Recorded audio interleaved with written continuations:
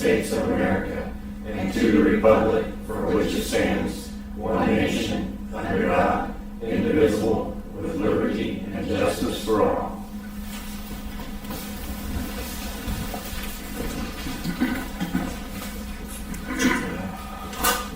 Everybody have a chance to review the minutes from the last meeting? Make the motion to approve the minutes. Any other discussion? All in favor, signify by saying aye. Aye. Opposed? Budget status? Did everybody have a chance to look at the budgetary status prior to the meeting?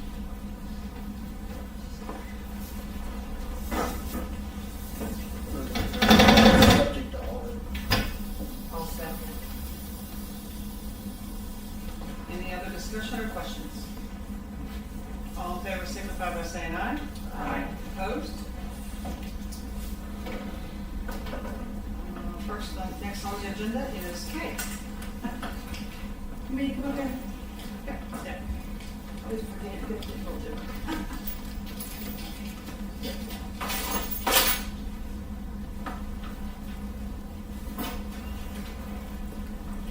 Okay.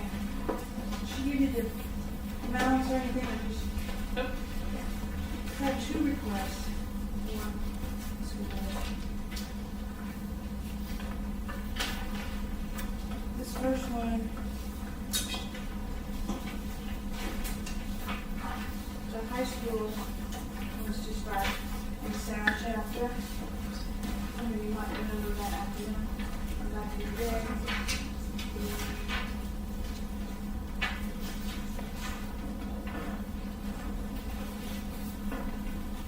Students that get disruptive decisions, the high school wants to start.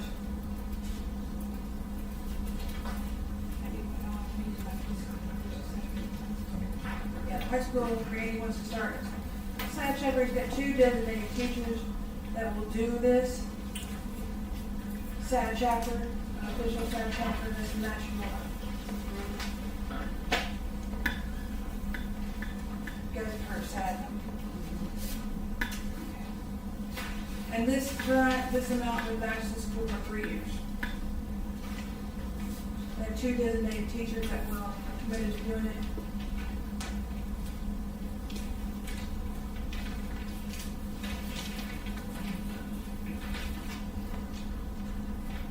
So we already give money before, That was middle school. but that's for middle school, correct? Yeah, and, I already talked about if it's possible to put them together, they don't want those grades together. I don't know, yeah. Middle school said, no, I don't want to put high school grades. So the 7,000 is to pay the teachers or for supplies or both? Both. Okay. What's the split on that? Teachers get $500 a year, Okay. and then the rest will go towards the next 3 years. This year, June.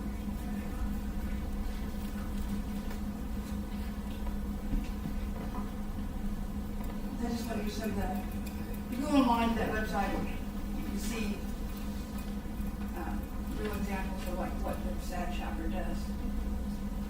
And they're nationally recognized. They also have a state conference that kids can go to. So it's been around, I think, since 1980 something. Yeah, 1981. So it's great. And the two teachers are very excited about doing it. This come out of the restricted or non-restricted? It's up to you. Can it come out of the restricted Yes, based you on, can. we have more money in that? In the restricted account, we have $48,955.54. In the unrestricted, we have $12,515.37. Yes, and you've already taken it to commissioners. Do they have are there more than 10 to 20 students that wish to start this chapter? That's who is committed, that they plan to grow that. But this group, they're gonna be doing the activities in school that will engage the students at school and at the events. And and like bring awareness, do displays, posters, anything you can think of. If you go to the SAD online, you can see more in detail.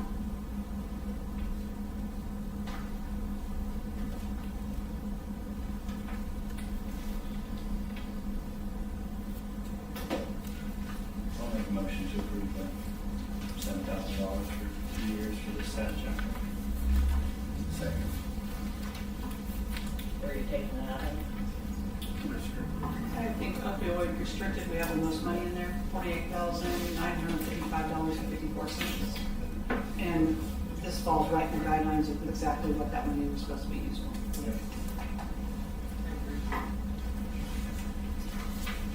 We have a motion, we have a second. Any other discussion, any other questions for Kay? I encourage you to go online, look at their national website, see pictures of everything they do. Does that have to be advertised? It already was. Doesn't.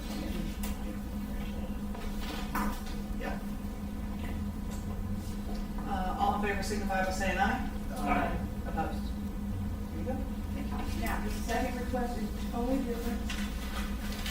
A little complicated, but I'm going to try to explain this. This is Commissioner's already seen this one as well.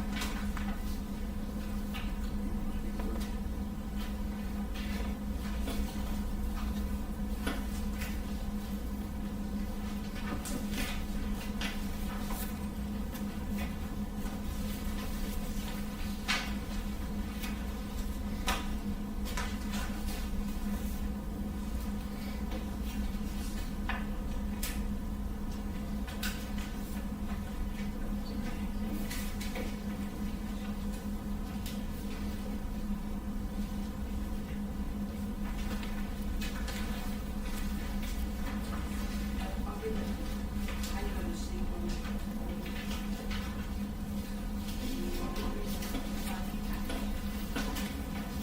Okay, so this one is, okay. DMHA, who funds me, my position, they cut our DMHA grant by $125,000 over 2 years. We have been funding the Too Good for Drugs curriculum, which the chart shows how successful it is. And we've been funding that for the school.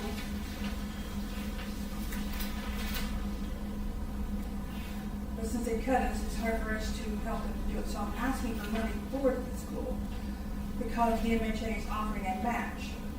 It's kind of funny that they're taking money from our grant, but they're saying, okay, we're going to let you do a match to the opioid money. The DMHA is offering a match to opioid dollars. If that makes sense. So, and this is for the school year.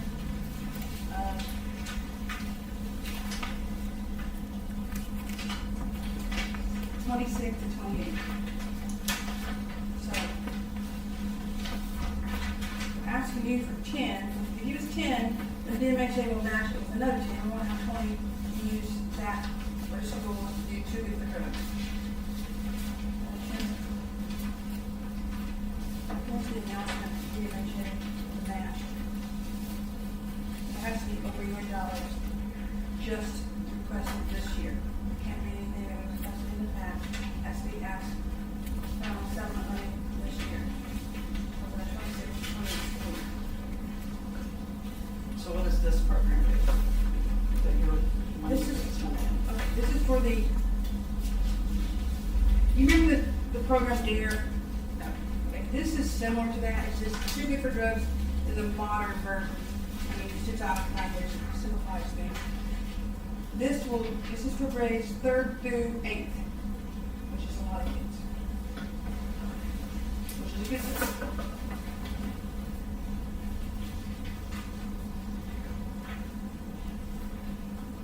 This is 335. 3rd through 5th, not 8.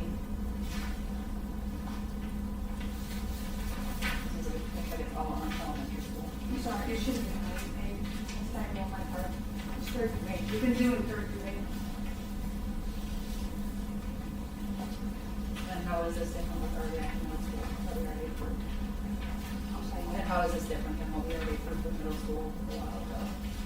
that was for that school year. This is for, DMHA set the parameters on the 26-28 school year.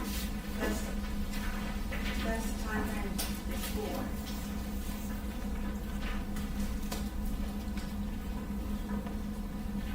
Did we give to this before? Did we give to this program before? Yeah, but that was for that particular year in the past. This is something that DMHA just come out with, and we didn't know that they were gonna make it for 26-28 until the last second.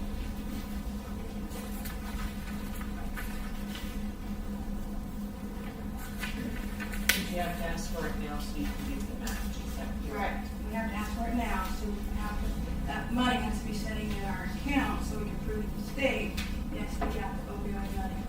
Yes, we'll match.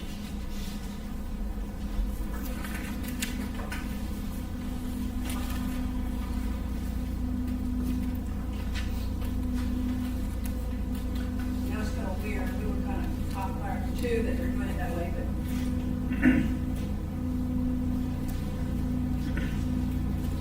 26-28 school year.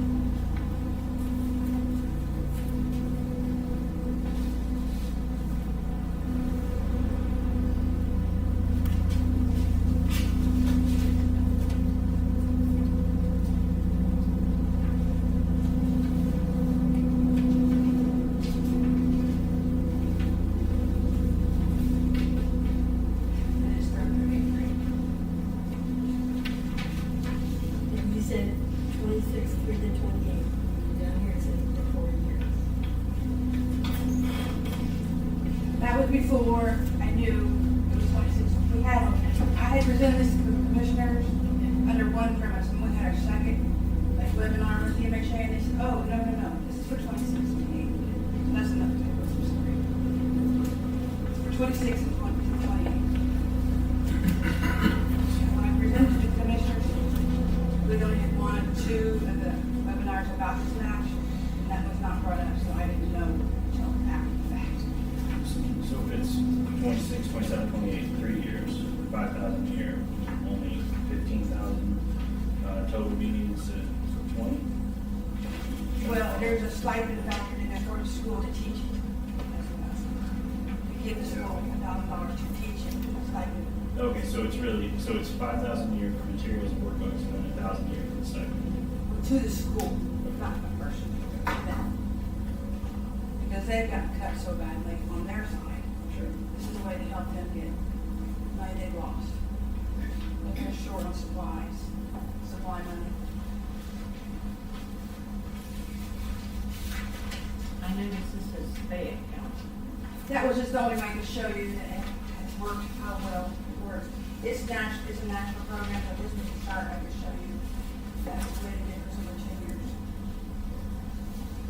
Because they've not done it here 10 years, so I can't show you 10 years.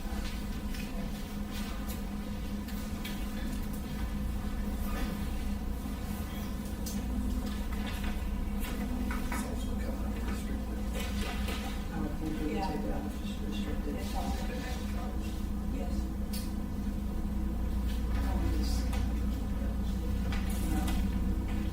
No, it has not been out. Commissioners, They can sign off on it, but we did advertise. Yeah, it's not that great.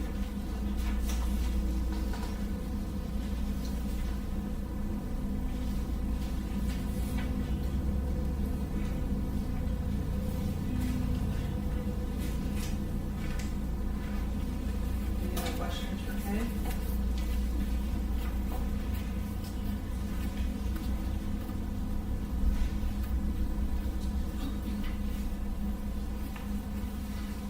Do you have a deadline on this? yes, I was sure did October 6th.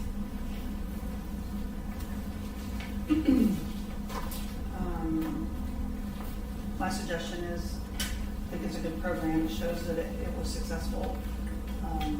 But I wonder if we should table it, and because we're gonna look at cuts everywhere in this county. I don't think that this is probably a good place to put this money. But I wonder if we need to table it, advertise it, maybe come back and talk about it the next meeting. gives her time to meet her deadline. Yes. Beth, what do you think? We can't approve it until it's out. We can't approve it until it's advertised. You're talking about the restricted fund, right? Yes. Yep, restricted fund. So the other one was advertised with this one. I don't know that the other one was either, to be quite honest with you. They both have to be advertised. They both were brought before the commissioner. For the commissioner, I think. I know, I'm on council. I know. I understand. It's like. So let's get it advertised. Probably need to rescind what we already did, but let's get it advertised and then put this on the agenda for the next meeting. Okay. Have to have a motion to table. I'll have to have a motion to table. Do we need to throw on your rescinding the last Yes. ones? All right, so I'll make a motion to rescind, approving the 7,000 for the SAD chapter, and then also a motion to table both of these for next week. So just come back in September, right? Yes. And, And advertise. Second. Who seconded? Thank you. Any other discussion? I think that's the right way to handle it. All in favor, signify by saying aye. Aye. Opposed? Okay. Sorry about that. That's okay. I don't think I have to do anything in mine, that's all. Okay, sounds good. Thank you much. Thank you.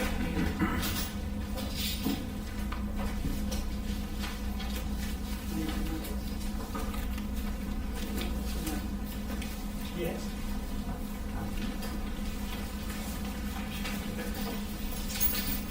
Si, looks like you're next. I just came to talk about the bike trail, Brownsville Bike Trail. We have some signs, and I plotted out the map and made copies for everybody. We pass it down. So to get around Brownsville, it's looking like we're gonna have roughly 20 poles in the ground. So I guess I was coming here kind of looking for guidance as to where to go next. My thought was to go out and flag where I want these signs, and then I would call the utility companies to go by my flags and flag off what they have, hire a contractor to get the poles into the ground. I just wonder what you guys thought about that, if it's okay to move forward with that, or whatever you think.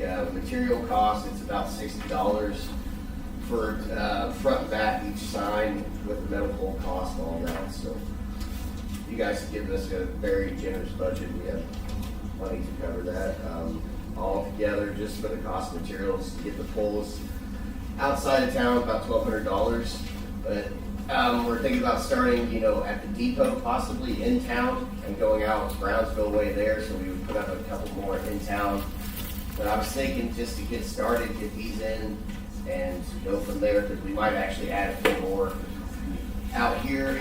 As far as the highlights of the trail, we were taking a look at it. It's fun. This up here on Abington Pike, this is one heck of a hill. So we were going to put like another sign halfway up that says like "Start digging."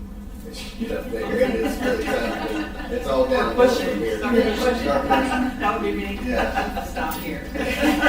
Halfway up, Yeah, that's really about it. I just wanted to give you guys an update and kind of get some guidance as far as what I should do to get them in the ground. 3 feet from the road is what I kind of gathered, probably a 5 to 6 foot pole again, just a post hole digger, whatever, set it in the ground. That's something I think you need to talk to the highway department. I was hoping Jeff would be here, and yeah, You plan on coming tomorrow? I can, Okay. yeah, I think definitely. you should probably come to the commissioner meeting. Okay. They don't have one tomorrow. Don't come tomorrow. I thought you could call it too, as we had talked about, And then it's in the easement when I have to go to the highway department. Yeah.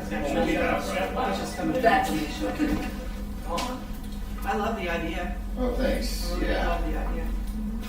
So how will they handle on the road? Will they like probably paint something or that shows, or are you just gonna use signs or? Right I now, think it's a great the idea. plan is signs, but typically you're right, like bike trails will have like some sort of marker indicating on the road, yeah. Heck yeah, so when we get there, we definitely do that too. I just want to get some progress going because we really like to, ride it a few times, see how it works out. We might add some signs, maybe change here or there before we kick it off with like an event. I thought, an event in Brownsville or, there at the depot or something just to kick off the trail would be nice. How long are those trails? It is 23 to 24 miles in between there. Are the roads wide enough? Yeah, it's actually pretty nice, and I've driven it, and I actually drove it with Jim yesterday, and Jim Kaufman's the one who designed this. He's an avid bike rider from Brownsville, so had to get him involved with this, and we particularly made sure it stays off like well-traveled roads, stays off of, main roads as well, sticks to county roads. Yeah, I feel pretty confident about it. He also said they're very scenic, that's what we like. Yeah, They're like very a scenic route. It's not, At the river, and, it's very Yeah. scenic, besides for that hill on Abington Pike, that's your challenge. The rest of it is very scenic, yeah. Keeping it away from the highway was rule number one. Yeah. I like it. How are you gonna notify, I drive these roads quite a bit, so I'm just curious, how are you gonna notify, and I get passed, and because I don't, I'm just casually driving along. Sure. I had a lot of people pass me on Patterson where you've got it indicated. Bird Road has a few, I've seen a lot of Yeah. fast traffic down Bird Road because it's nice and straight shot and, people travel. Are you gonna how are you gonna notify motorists to be on the lookout for like bicycles? That's my concern. Some of these curves too aren't just where you can see around them completely, so to speak. The hill there going down into Brownsville off of 250 North, it's a pretty sharp curve, and Yes. I just want to keep accidents down. That's my question. Good point. We could spend some extra money, we have it in our budget for this, to put up some hazard signs for motorists, something big, more loud and not so decorative, and, and say, caution bike trail. Okay, Yeah. that would be great. Is this only gonna be one directional? Yeah, it's gonna start in Liberty, and then end back there, but yeah, just one directional, correct. The signs will be front and back, just in case people quit and they wanna get back, we can have like a, back to the. Well, we also thought some people might go off of 44 into Brownsville and start there. There's a possibility. Yeah, you can start about anywhere, really, you don't have to start at Liberty. But I understand what you're saying, and you're right, we should add some extra signs at these bad curves and stuff, Yes. and just to add for the motorists. I don't know if the county highway department has some kind of bike sign that they can put. Can they make signs? Yeah, we went through Pristine, and I figured I could just kind of find like what the stock of the sign would be and have them print it up, and we could put that just in with the contractors here, like when they go to dig them in. If you're right, you need something. We'll keep this on. Yeah, that's correct. Because that's more of a hilly, curvy terrain. But like Renee said, it's beautiful back in there. It really is. It's very nice. Very scenic. she Yeah. said, But I'm more concerned about bikers coming around a corner in a vehicle. I just, for safety's sake, that's what I'm. You have a point, everyone, you do. Yeah. I think a caution sign would definitely help on some of these places.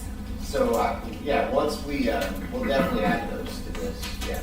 That's fine. We'll ride it a few times to get a feel for where those tough turns are and add them in here, excuse me. Thank you. Any other questions? Okay, sounds good. Thank you. Thank you. Good work. Like the sign, but. All right, thanks. Yeah. Maureen, you guys wanna go next? Good morning. My name's Rob Bellucci, I'm with Commonwealth Engineers. Appreciate the council giving us a few minutes to give you an update on where West College is in their wastewater project. Maureen had mentioned there was some reassurances that you guys were wanting, and I can certainly provide that. That project is funded through the USDA, in their rural development program. They actually received, remember what the percentage is, grant alone? It's like 75% grant from the federal government. So, those funds are there available. They haven't jeopardized those at all. As far as progress goes, we had a few curveballs along the way with some property rights that we had to navigate our way through. Things that aren't uncommon to small communities all over the state, where they have infrastructure in the ground that was probably built 50 years ago on a handshake. And we had, when you're dealing with the federal government, they kind of make you dot your I's and cross your T's. So it was good that it came up, but we got some of that stuff cleaned up. And it also requires the town to extend their contract with the Ohio side too, because I think everybody's aware that they provide wastewater treatment to the community right across the state line. And I think that community provides water, so it's kind of a back and forth.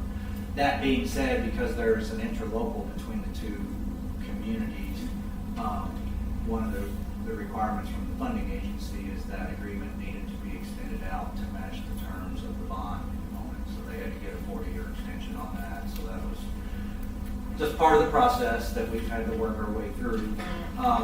Where we're at right now, design's done, and we're actually actively working with the state level rural development folks. They have to review plans and specs and sign off on everything. So we've gotten the initial round of comments back from them, and we're incorporating that, making the edits. I'm actually waiting on my CAD folks to clean up a few drawings. That will get sent back to USDA. And because the loan component is so small, they have the control here at the state. It doesn't have to go to Washington to give us written authorization to go to bid. So that process in and of itself cuts probably 30 days off the timeline. My expectation is, best case scenario, we're out to bid before the end of the month. And that's literally how close we are. Probably worst case, early September. From a repayment to you folks, just to kind of set expectations.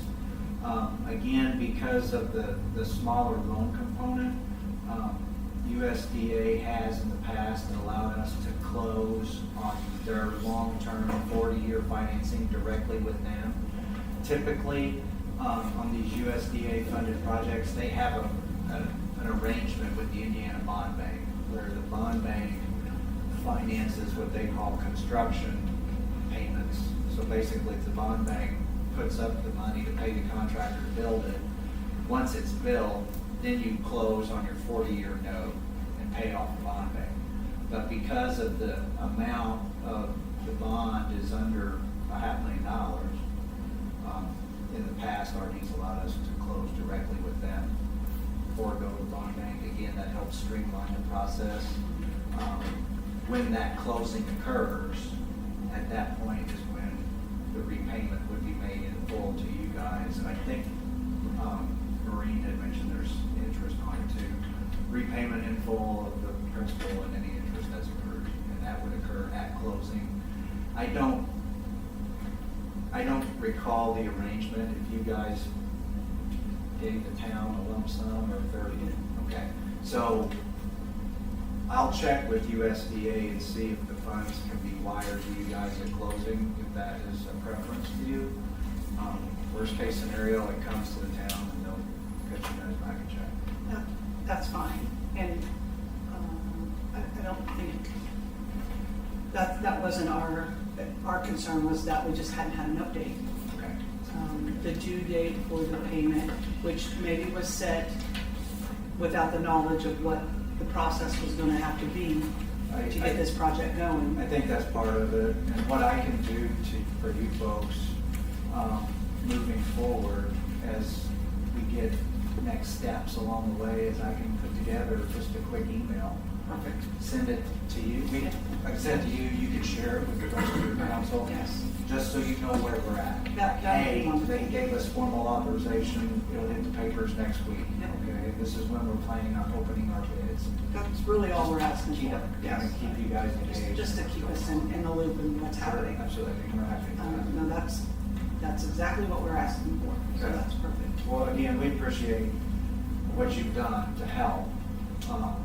And I apologize for you guys not being kept in the loop, but it's easy enough to do, send out updates.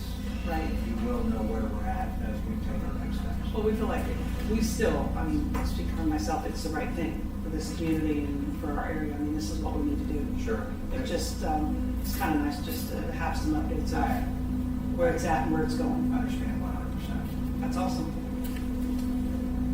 Any other questions? Thank you so again. much for Thank you coming. again for your time. Yep, absolutely. Thank you so much.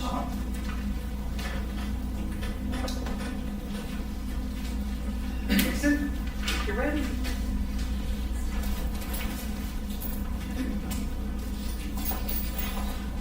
Good morning.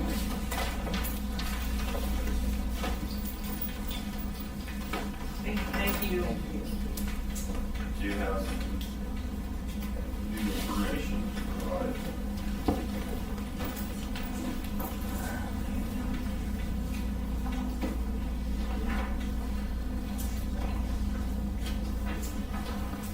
If you remember, I was here, it was a stormy morning, had electricity, a little cozy. And I kind of went over with the council kind of the big picture of the impacts of SCA 1 and how it's kind of turning things upside down as it deals with property taxes and local income taxes. So I was asked today to kind of come back and talk a little bit more about the local income taxes and the option that the council has this year to amend or increase the local income tax for 2026. So I put together some information, some of this is similar to what we talked about last time I was here. Kind of go through this and be happy to answer any questions as we go through it, if that's okay. So turn to page 2. Again, this is the current local income tax structure of Union County. So you see on the far left there, that's the income tax that the county has the ability to adopt, the type, and then the maximum rate, if there is any, is what the county has adopted to this point. So you start at the top, certified shares. As you know, this is the amount of revenue you're currently collecting goes into your general fund. You've adopted a 1% rate to this point. Public safety, you've adopted a 0.5% rate. Economic development, you've adopted a 0.25% rate. You do have the option to adopt what's called a correctional rehabilitation rate, which just it basically allows to be used for the capital projects or operating costs related to jails and sheriff's expenses and those types of things. You do have the, and that's the cap 0.2, you can only increase the rate up to 0.2, which you don't have that in place yet. There's a new rate that was allowed a couple of years ago, an EMS rate that can be adopted up to 0.2. And that's just for EMS services. And there's also a judicial system rate up to 0.2 that the county council can adopt. Now, the unique thing about those last 3, as you know, the first 3 that you have in place, when the council adopts that, you share that with the other overlapping, not overlapping, the other taxing units, cities and towns. And of course, certified shares and townships. But for the jail rate, the EMS, or judicial, if you put this in place, you keep 100% of the revenue. You can share that with the other units. And those 6 there, you can adopt more than 2.5% of the expenditure rate. Right now, with the 3 that you have in place, you have a total tax rate of 1.75%. So you have 0.75 capacity. So you could raise any combination of these 6 by 0.75%.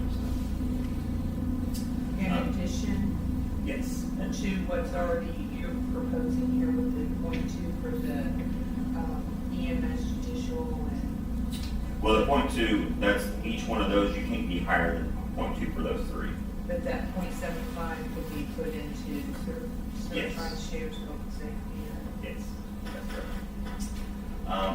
You also, underneath the expenditure rate, there's a second bucket, property tax relief. Basically, that's raising income taxes to help reduce property taxes. So it's not generating any new money, it's just helping reduce property taxes. A number of counties have that in place. You do not have it in place, but you could put that in place at the 1.25%. And then, as you know, you also do have the special purpose rate at the 0.25%, which there is no limit on that. And as I mentioned, those who weren't here before, this structure is in place for 2 more years. And then starting in 2028, all these go away. And then there's the new local income tax rate that we talked about last month. So if you're wanting to change something for this year to change the allocation or increase more revenues, it'll be for 2026 and 2027. And again, 2028, everything kind of changes. Could it possibly take 2% from judicial and put it into certified shares or public safety? Yeah, right now you don't have anything under judicial. The only rate thing. What is that for? Judicial, it's very limited. It can only be used for certain salaries for certain staff. Yeah. So my guess is the amount that would qualify for this in your budget is probably pretty small. So the next schedule, I've also showed how much you're collecting in the 4 rates that you have in place. And then I'm not sure if you're aware, but the LGF did a couple weeks ago come out with the estimates for 2026. Usually those estimates are pretty close. Usually they don't change too much unless you have a change in your rate.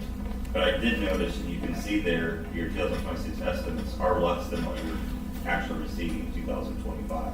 So this is, as you're working on your budgets right now, I would definitely be using these numbers in your revenue estimates. So you can see the certified shares, and this is just the county share. This isn't looking at any other units. But 2025 this year, you're getting a little over $1 million in your general fund. That's expected to decrease to about $987,000 next year. You can see public safety, it's $626,000 this next year.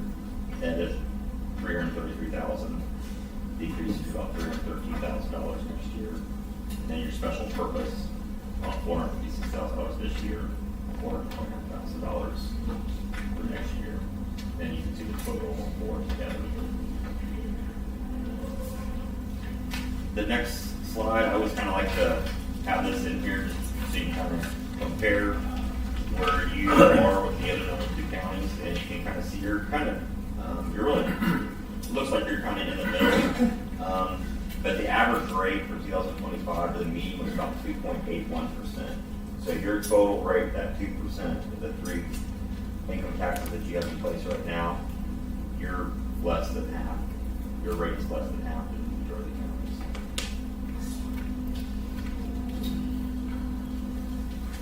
counties. Something that I was asked when I was here last was kind of explain what the different uses of these rates were.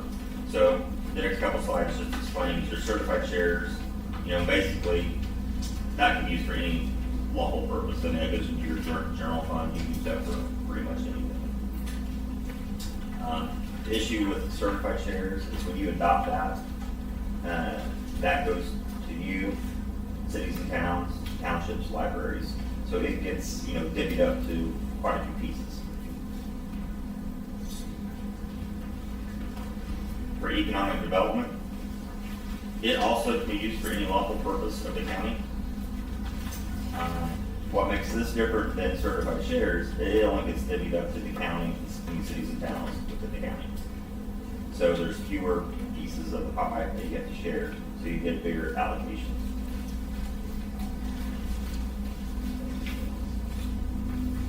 Public safety, which you also have, as you know, it's more restrictive. I did put a little bit about PSAPs in here, because as a council, you could adopt, increase your public safety and have it be strictly towards PSAP, where you don't have to share it with anyone. But right now, if you adopt public safety and you don't allocate towards PSAP, you have to share that with the other cities and towns within the county as well. So we have a number of counties that have increased their public safety and allocated towards the PSAP, but then it can only be used for PSAP-related expenses. And we don't share that. And you don't share that. And then page 8, public safety, it is limited, but it's also pretty broad at the same time, as you know. You have in place. This just kind of lists the things for statute that the public safety can be used for. And usually most counties have more public safety expenses than they do public safety revenue coming in, so it's usually not a problem to find somewhere to spend it. Page 9, I did include this too, just because, again, this is only going to be available for 2 more years, but I do know more township fire departments and volunteer fire departments are coming to county council and asking for assistance because they don't receive any local income tax. So there is a way for you to give some of that public safety to these types of organizations. But what happens is it comes off the top of your public safety tax, and then what's left is distributed to you and this other cities and towns. So whatever you give to them, it reduces what you and the others receive. So I wanted to put that in here in case it came up. So then what, and I showed this the last time I was here, but I updated it with 2026 estimates. Is if you were to increase your local income tax from 1.75% that you have now, and you can go all the way to the max of 2.5%, so the expenditure rate, how much revenue that you can generate. And we talked about increasing the EMS rate to the max 0.2%, because as you can see here, you would receive all of that. And based upon, your budget, so your expenses, you have some EMS expenses that you could definitely use this for. And we see a lot of counties doing this because here in your situation, it's similar to a lot of other counties. So if you were to go to the max 0.2%, we would estimate that you'd collect about $343,000 next year. And if you adopt this before October 31st, you can start receiving this money starting January 2026. And then we show that if you adopted the rest towards the edit, then it shows the total county would receive about $945,000, and you can see the allocation there between the county, Liberty, and West College.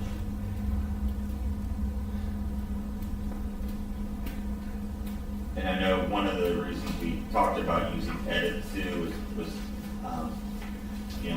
for those of you who weren't here, we talked about Senate Rural Act 1 and a lot of the implications that it's going to have on the county and all the other municipalities, other taxing units. Is, SCA 1, the goal of that was to reduce property taxes. And I think they're going to accomplish that. But what you have to keep in mind is reduction in property taxes means a reduction in revenue for you, Liberty, and West College. So I think part of the thought of the council was maybe to help them out by, increasing ed and giving them some additional funds. And then in 2028, they're going to have to come in front of the council and ask for a levy rate to be adopted. And that'll be up to the council's decision whether you want to adopt a rate specifically for them or not.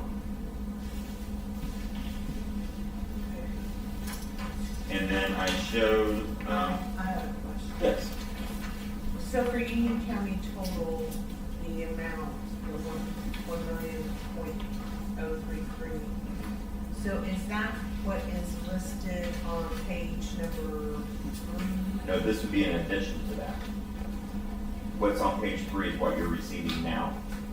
Okay, What's on page 10 is what additional amount you could receive if you were to increase, adopt the EMS rate of 0.2 and increase your edit rate by 0.55%.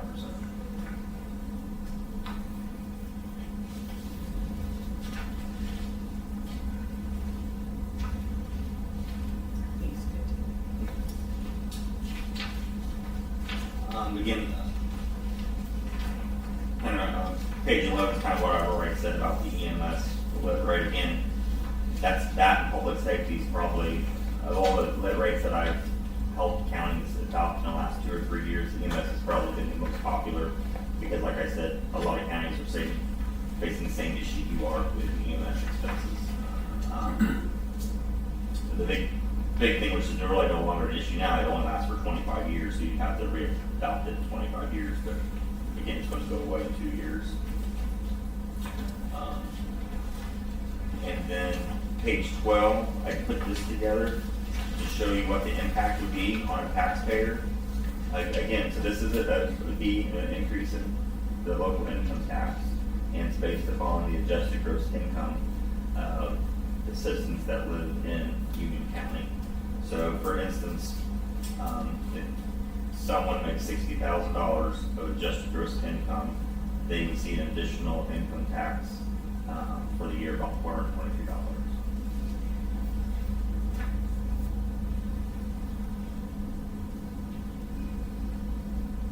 And then we showed, 50,000, 79,000, which was, we saw was the median household income.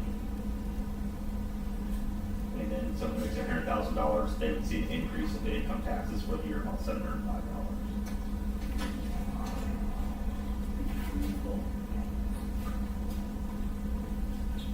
And then the last page is just the effective date. So again, the key date is October 31st. So we would just, if this is something that you want to move forward with, we have to have a public hearing and have this approved by October 31st in order for you to start receiving money in January. 26. If we wait till after that, you still doubt that you would receive any until 2027. Is just one public hearing required? An ordinance and advertising and everything. Yeah, 10-day notice. And then, Yeah. Yeah, just publish notice one time, 10 days ahead of the public hearing. Have a public hearing, pass the ordinance. When you help with the ordinance, there's examples of that on the DLGF website. And then after if it's approved, you have to submit this to DLGF and the Department of Revenue with the notice, the ordinance, and the results of the ordinance voting.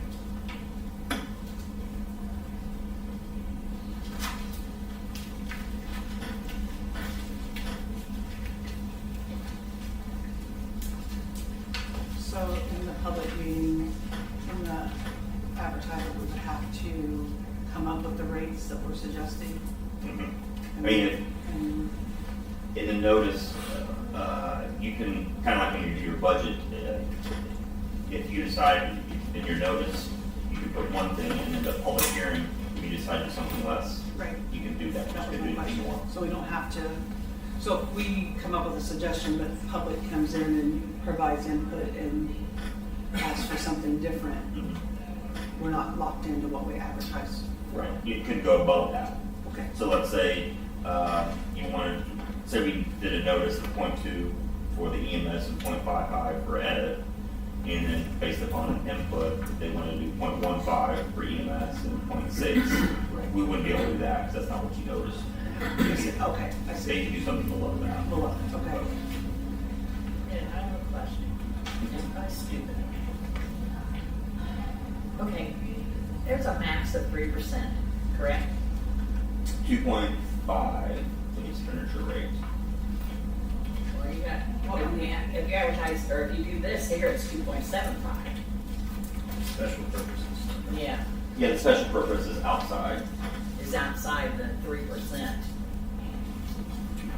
The 2.5. There's 3 buckets. You got your expenditure rate, which is these 6 up here, and these 6 combined can't be more than 2.5. Okay, gotcha. And then there's the property tax relief, it can't be more than 1.25. So it's kind of a separate bucket.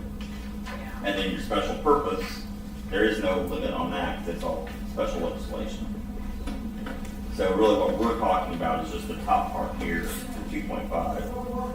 Right. Because that's all we're looking at increasing one or two of these. And right now you're at 1.75%. So you have 0.75% capacity. Gotcha. Oh, it's confusing. So these specials are not included in that 2.75, correct? Correct. No. You're adding 2.5 plus the 0.25, yeah. The 0.25 is kind of separate, it's kind of on an island by itself. No.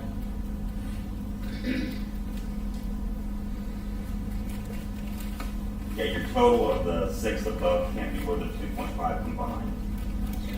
So if we have the 1.75 that we currently have, plus we add an EMS of 0.2, and then increase your edit from 0.25 to point, was it, point 8, 0.25 to 0.8, increase it by 0.55, then that gets you to your 2.5. And then we get your max. So that you are right, your total rate for the entire county will be 2.75. Your expenditure rate plus your special purpose. Yeah.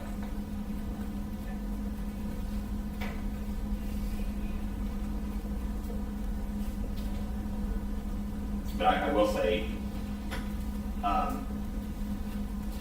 even at 2.75, you're still below the average for the state. Because the average for the state this year is 2.81. And I already know there's other counties that are increasing their rates for next year, or considering it other than you. So even if you go to the max, you're still gonna be less than the average.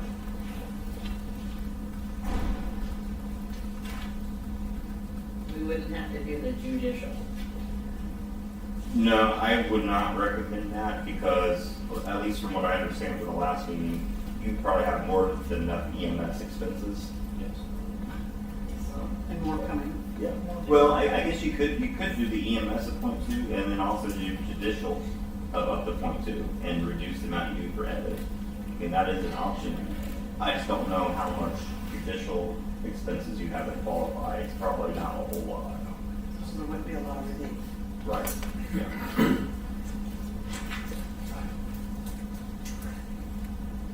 I definitely think that we need the help there in the EMS. I think they said that, what did the bid come in at? 550,000.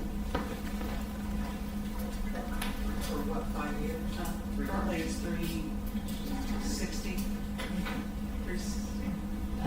Our current rate is $390,000 a year.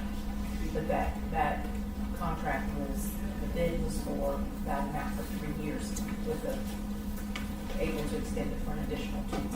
Right, so and we did ask them. We did. So I know that we have that extra expenditure coming.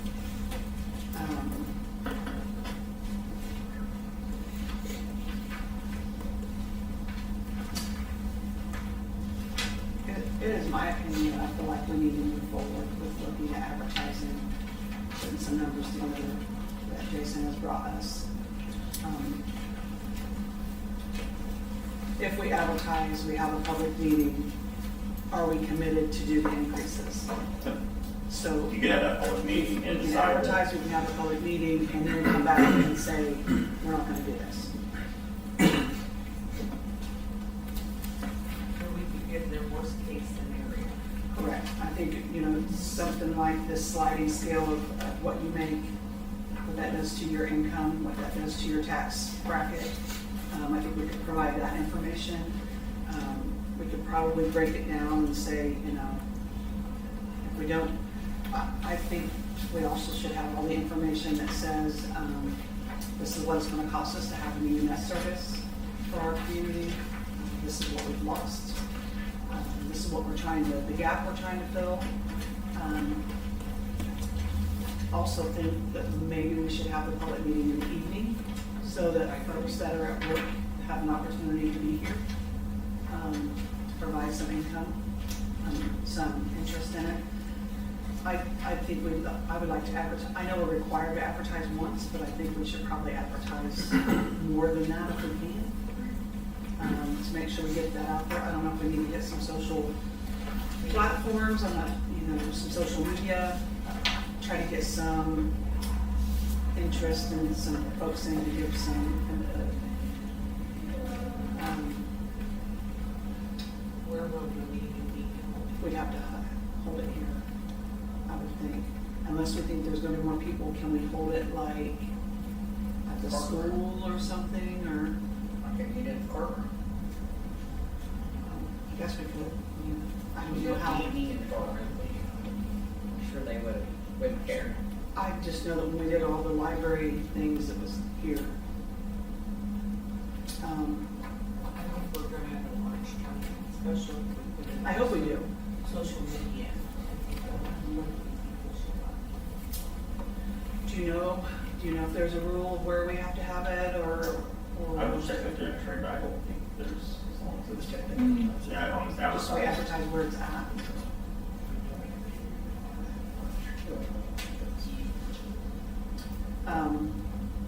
Well, I mean, even what about the 4-H building, right? We could use the 4-H building.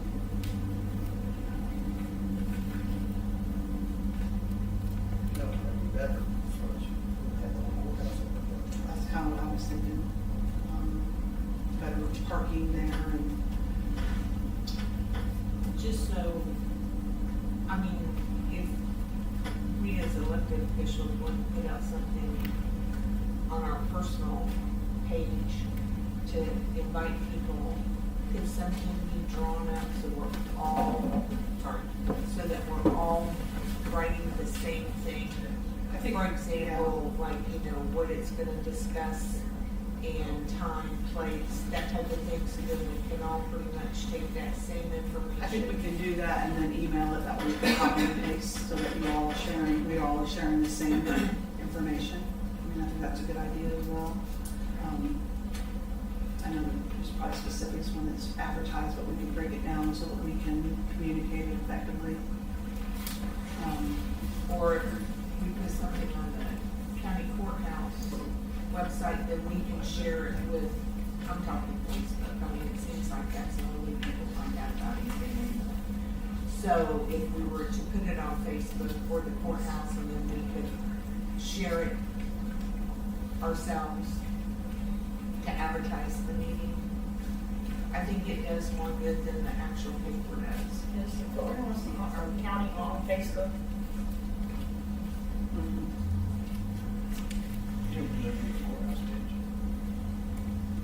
I don't maintain a county Facebook page, if that's what you're asking. I do not do that.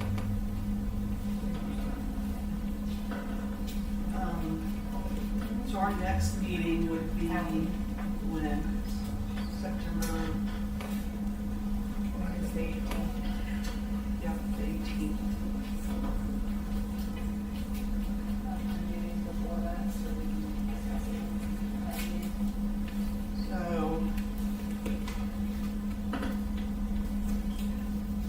I almost feel like we need to offer 2 public meetings, maybe the week of the 8th and the week of the 15th, maybe. Prior to our meeting on the 18th, that'll give us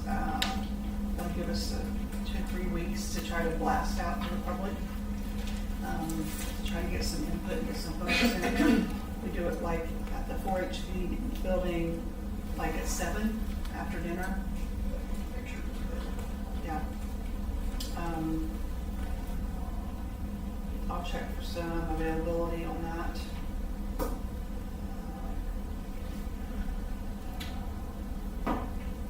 Do we at this meeting have to ask for, do we have to set that, what we want to propose and what we want to advertise now?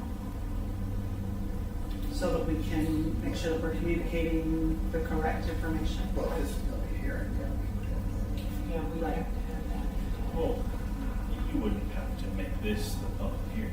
We could just say we're discussing this, and then we don't have to. No, but I think you have to discuss your rates and you have to advertise what your rates are that you're proposing. You don't have to stick to those rates, right? I mean, you could have the first meeting be kind of introduction, where you just discuss it, and then have the second meeting be the public hearing. I might check with your attorney on that, but Okay, I'll let you, how much do I have to shoot public? okay.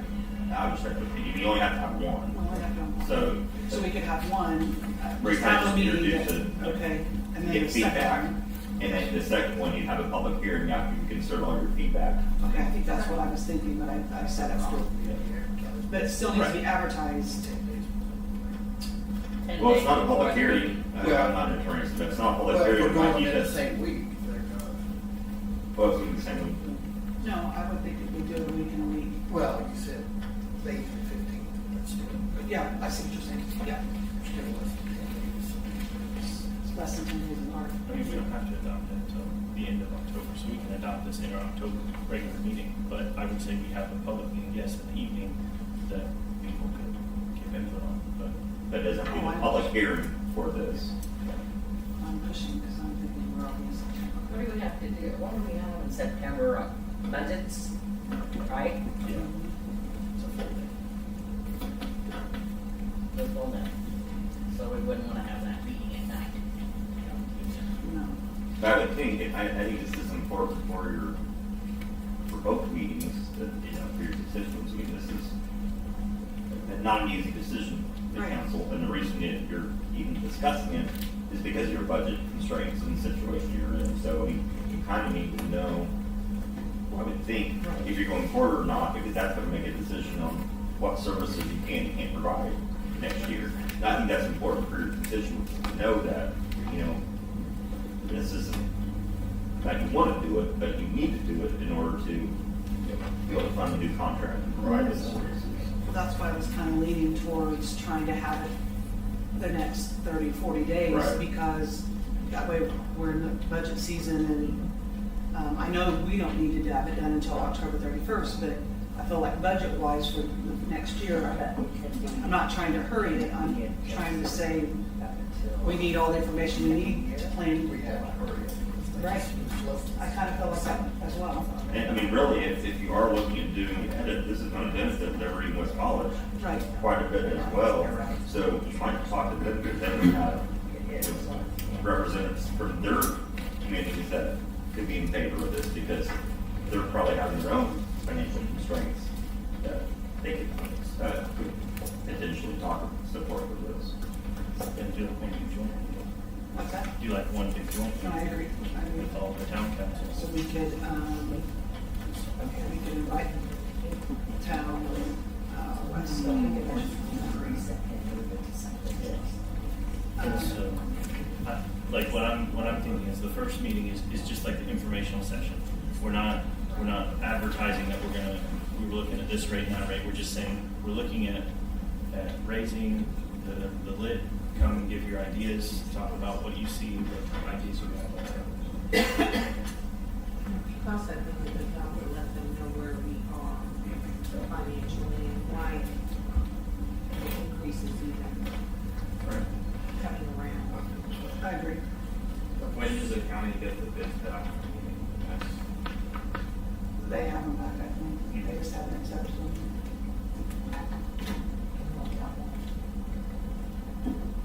Still, if we're gonna have meetings, we can order, we have to advertise. Well, I think you can advertise, I think you need to advertise both, but, No, I mean, we'll have to have advertising before. oh, absolutely. But I guess we can also explain in that meeting that we had to advertise something. Yeah, I just advertise the maximum. Well, I don't. To me, I feel like that could cost some more raising than you want to. Because you're saying, oh, we're having an informational meeting, we don't know exactly what we're going to do, come to your ideas, but yet. Have the hearing the next week. I agree. I don't think we should have a meeting next week because I think we need more time to digest all that information. So I'm thinking like the 11th of September or something, or the 10th, something like that. Have the first evening like informational meeting, and then we have our normal meeting on the 18th. But we don't act on anything because we got a budget to worry about that day anyways. And then we have another evening meeting, maybe first, second week of October. That's our public meeting where we decide what we're going to do and we vote on it on that stuff.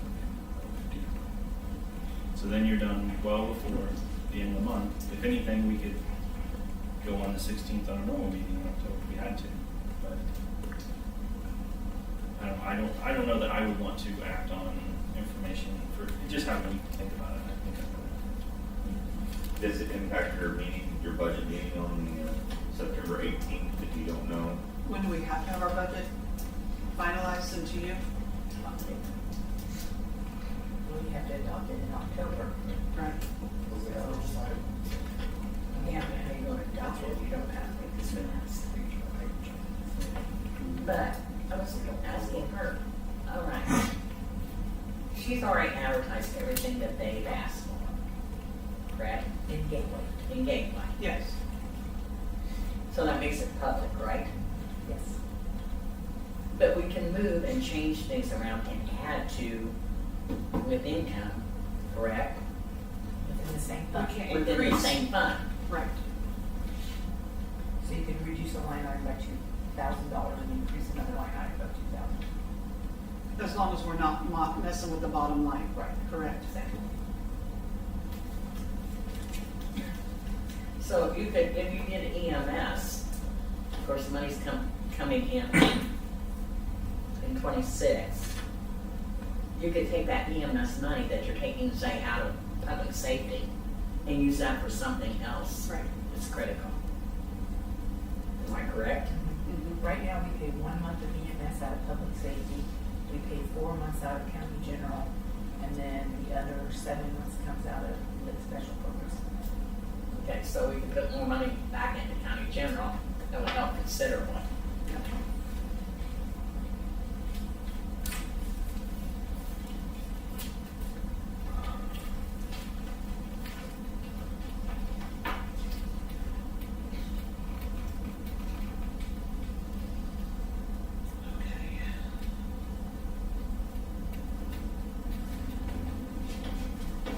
Okay, so let's go back and talk about meeting dates.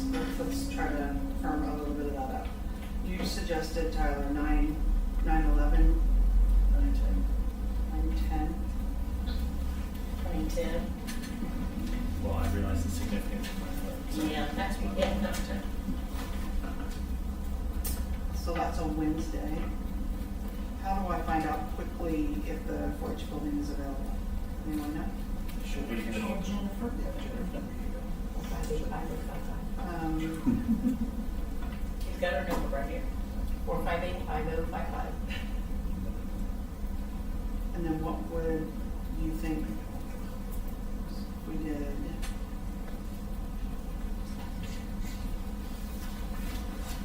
So you think 9/17 is too soon, Tyler? Is that your feeling if we do it at 9/10?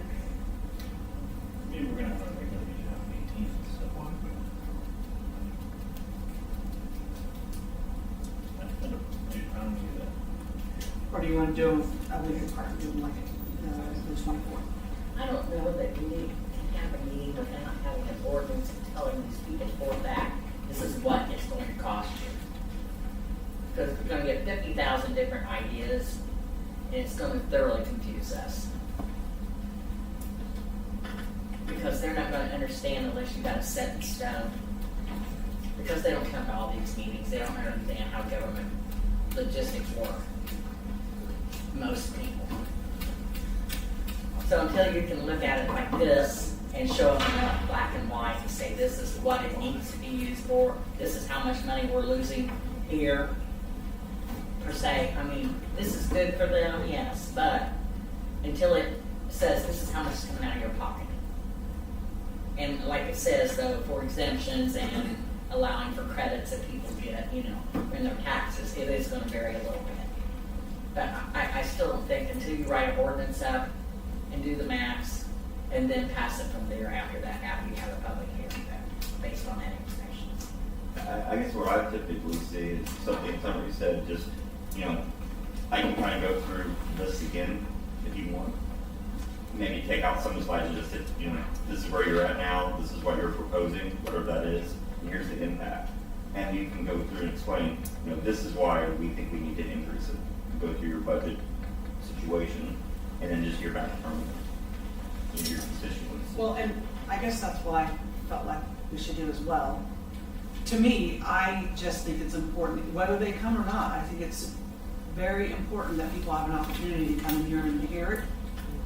Whether they want to or not, that's on them, but I feel very strongly after living through some other increases that we had. I just feel I want to do due diligence that says this is what's coming and why, and please come in and see it. Come talk to us, come understand, ask questions. Don't wait until the vote goes through and then you're standing in front of the desk. Yes. And that's probably gonna happen anyway, but I feel like I wanna give due diligence. Yeah. My I agree. through the body, we should just set the rate and have the ordinance before the first meeting. Yeah. You know, this is a maximum it would be, but it can be less. I agree. So could we set like the hearing then, say that in, towards the end of September or towards the 1st of October? I give you time to get an ordinance written up, get everything publicized. In fact, you can advertise it twice, so you can get people there. I don't think you have to have the work, again, this is probably more of a legal question. I don't think you have to have the ordinance to your first meeting. Just say this is what we're considering for the public hearing in your second meeting. And, you know, I can show, you know, right now you're here, show this slide. So people say you're not overtaxing, you're compared to other counties. Right. Right in the middle. This is what we're proposing. Right. And then here's the impact. I think that's good. And then if you want, I can put together any other information on your budgets, or you can have that available saying, this is why we need to increase. You know, it's because our contract for the EMS is up and now it's increasing by $300,000. We don't have that from any other funds. And this is why we're increasing the rate. So This again, is the reduction in income. and you can also talk about, I mean, a lot of communities are looking at increasing what because of SCA one. I mean, that is going to have an impact on you. You're going to see a reduction in revenue because of SCA one. So it's help offsetting that. And part of the reason you're seeing an offset in reduction is because they're getting property tax relief. Could you be here to explain the SBA one to the taxpayers? Because a lot of them don't even know it exists. I can draw. We would appreciate, I would appreciate it. I mean, that is a whole, I mean, and I kind of went through that last month, and as you know, that's kind of a whole separate discussion. But yeah, I can definitely. I mean, because they're not gonna understand why this is connected and why we're doing this. Yeah. I mean, they're gonna see their property taxes going down, but they're not gonna actually realize how it's affecting the whole budget of the county and everything, so. I can put together a couple slides. I would appreciate it. So do we need to advertise 10 days before the September 10th meeting? Which really, for our paper, would be 2 weeks before, which means it would have to be in next Thursday's paper.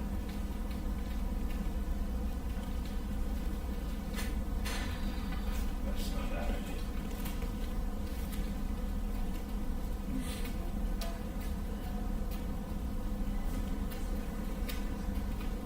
I do agree, using September 10th, but then maybe first thing in October, the actual hearing. Yeah, they Say this is the maximum that we are looking at, this is how it would impact. And then, give us a September meeting to work it out. We did that. We do 9, September 10th, and then realistically, maybe do the last week of September. October 1. For the hearing. What day is that? Wednesday. And have it in the evening, 7 p.m. Both days. both days. Yes. Pending or it's really gonna.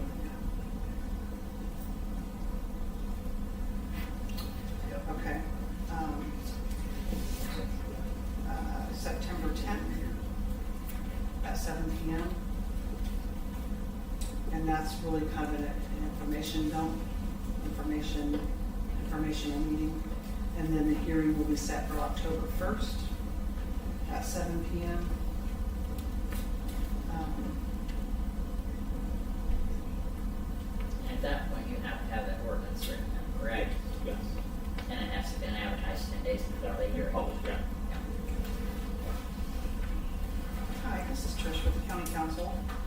were wondering about 4-H building availability for a possible hearing and some town meeting on September 10th and October 1st at 7 p.m.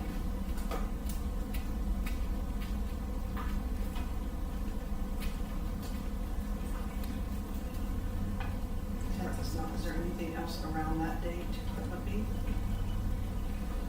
Okay, I will let you know. Thanks, bye. September 10th is not available, but September 11th and September 12th are.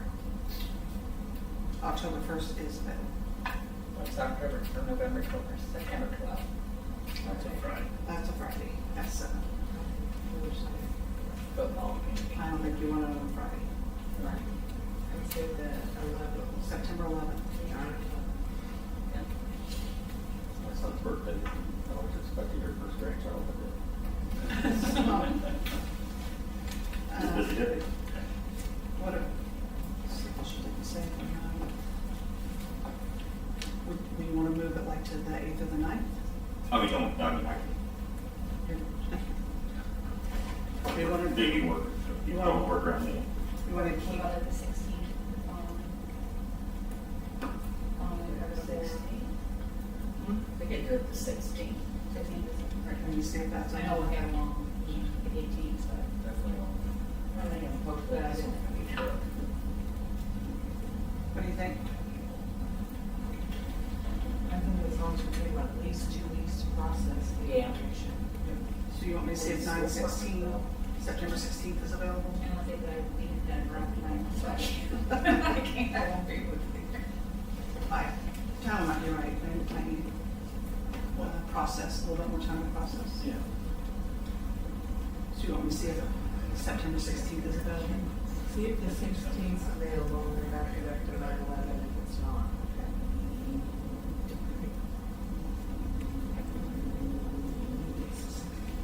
Tuesday. Okay, one more day, it's Tricia again. How about September 16th? Is that available? September 16th at 7? Okay, all right, thank you. Okay. Yes, can you put us down for the 16th at 7 and then October 1st at 7? 16, 1-6. Yes, please. Yes, ma'am. 580-1623.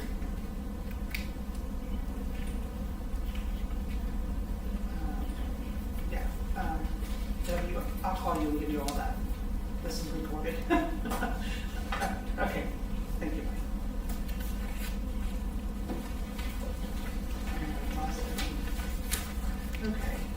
Okay, so we've set September 16th at 7 and October 1st at 7. So I think the next thing is, do we want to initiate the changes the way they've been presented?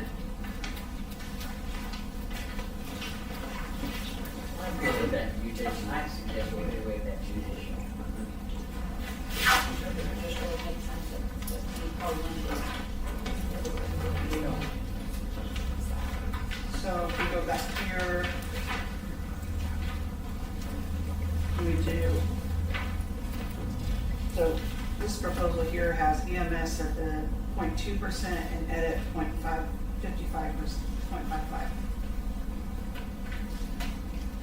Do we agree with those numbers, or do you want to suggest something different there? Well, yeah, it'd help, like Jason said, help the towns and the county, and the EMS. Pretty much covers the tree so much. And Really, the only other option that we could do to give the county more money is to adopt that lit correctional rate of 0.2, because that's the other rate that gives you all of it, where you don't have to share. So, But it's limited on what we use it for. yeah, but I mean, it's jail expenses, sheriff, and staff, so we you'd have no problems But finding. it could be put towards, God forbid me, give me, a new jail, Yes, stipulate. yes. And that's the one thing we kind of talked about, was you could adopt that and keep it, because that's something that you might need in the future. And so you wouldn't have to borrow this money, and you start accumulating some cash for a couple years for it. And that is an option. But I know we But it's also only talked 2 about. years. It's It's also only- only 2 years. Yeah, so you're not talking, No, compared to what you're gonna that's spend. what time Yeah. stipulate it or whatever. Right. Okay. So and we did talk about, Liberty and West College are also gonna be hurt by, Right. SCA one legislation, so anything we can do to help them is a benefit to the county as well. So it's, again, it's, making tough decisions on limited resources.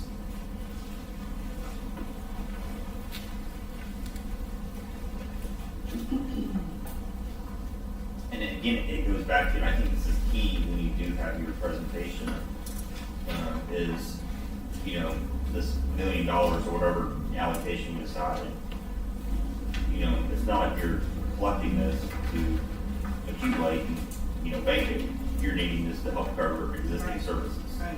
So, that's the other way of looking at this is how much do you need to fund a budget that you're wanting to approve next year to be able to provide the services that you want to provide? Do you need that $1 million? Do you need more? Then we might look at something more. But if that's sufficient to give you what you need, then I think that's what we need to present, to the community is, in order to continue the service that you're currently receiving, we need to do this. I think the edit versus the jail part, maybe that's part of conversations we have with Liberty Town Council and West College, want to see what they need. I mean, what would Liberty spend the $226K on? West College want to spend the $29 on? Yes, if you want to have a conversation with them and get back with me, I can make the changes and you send you guys a draft before the meeting on the 16th. So we don't have to vote that here. I would say you could vote on whatever you want, you just have to have it advertised, you just have to have it in the ordinance originally, because then you can change it. Okay. You can increase it. But that doesn't need to be done until after your 16th meeting. After that. All right. Okay. I can, have some conversations with these two members.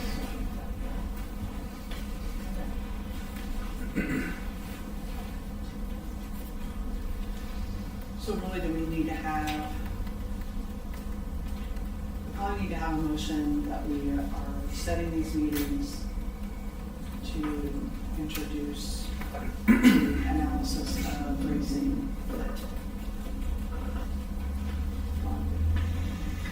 I think we don't have the percentage in there, what we're increasing Well, that would be covered in the ordinance.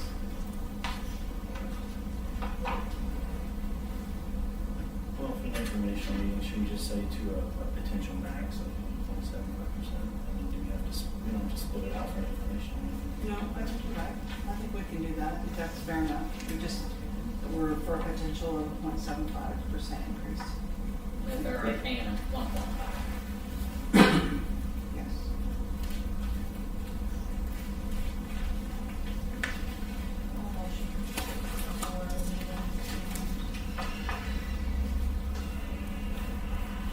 Discussion of potential 175.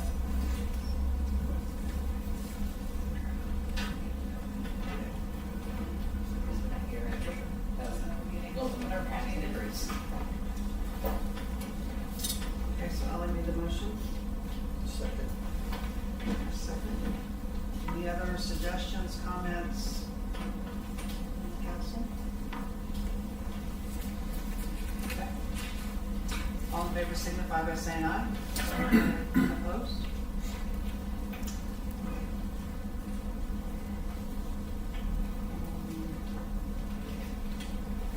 It's really, do we need to have any other motion then? I think we're good right now. And then we'll bring it to the next.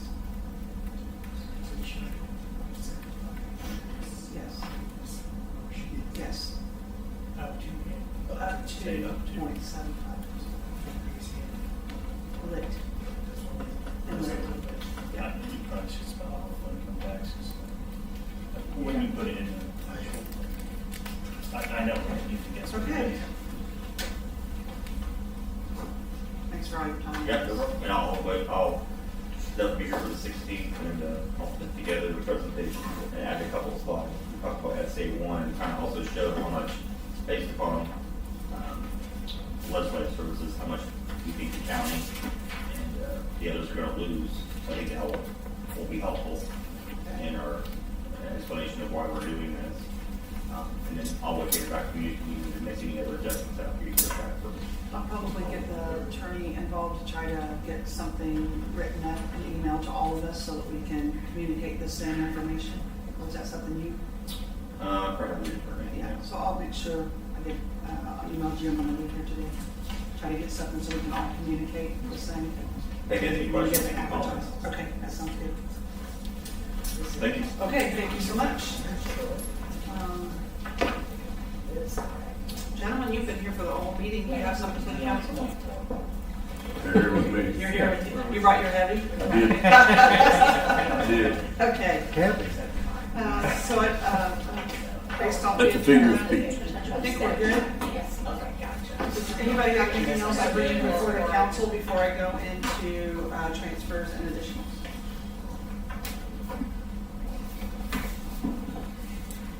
Okay. The first thing I have here is that we talked about this, the community crossing matching grant for 2026. They're opening that back up again in October, which is, we usually don't do that, so this will be a second one. And our match is $400,000, and it's already in the highway department fund. He already brought it to the commissioners, and then this is the last part that we just have to commit to the match.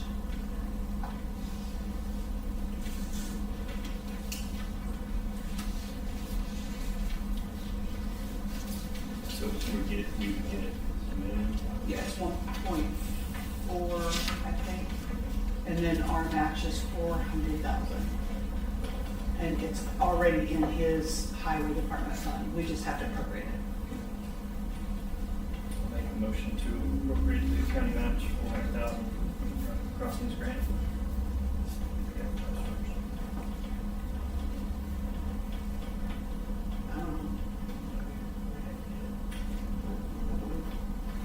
We usually advertise the community crossing grant, If it's already in the budget, it's already there.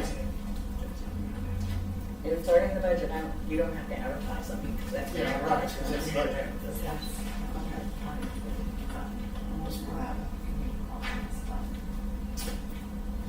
Okay, so Tyler made the motion. Something take it from one fund to the other fund. Chris, that's it. Wait, where would be the grant? Right, yeah, gotcha. So we have a first and a second, any other discussion? All in favor signify by saying aye. Opposed?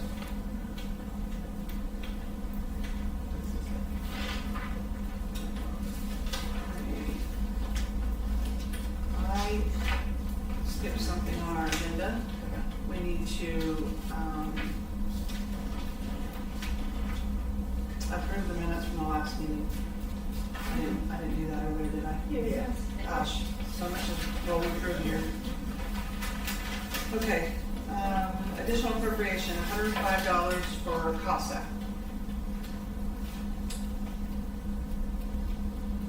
For Union Circuit Court. This appropriations in the amount of 105 to transfer monies from contractual monies to Wayne County for CASA services. Make a motion for it. I'll second that.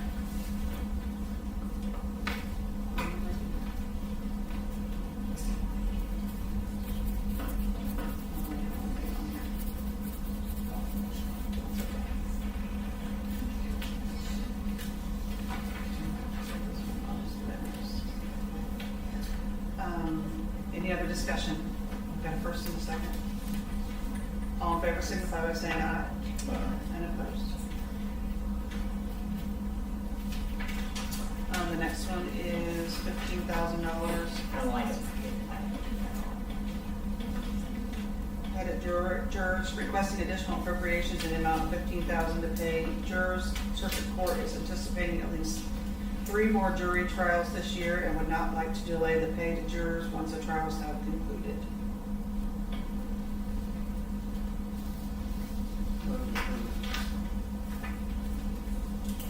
Yes.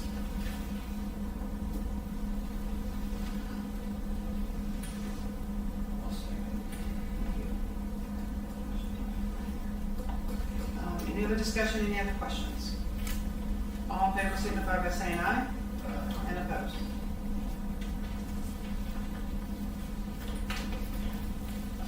We have a transfer I'll jump to real quick. Moving funds from the open position to cover costs of overtime from shift coverage for 911. Taking them out of salary and putting it into overtime. I know that she had somebody quit.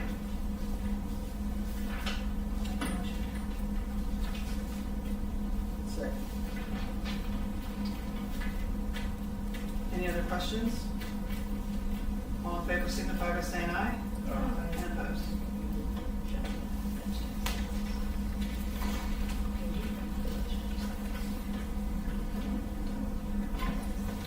Okay, Sheriff Adams, you're here for additionals. Oh, boy.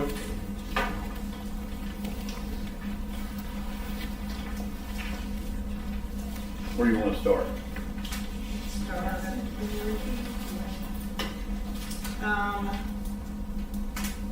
What do you need $41,000 for? Well, Start there. you know, when you go to the doctor and they say, this is gonna sting a little bit, Uh-huh. and then it's so bad after all. That's where we're at right now. I came back from the sheriff's conference in July, and got a note in my mailbox that we're going to 800 radios.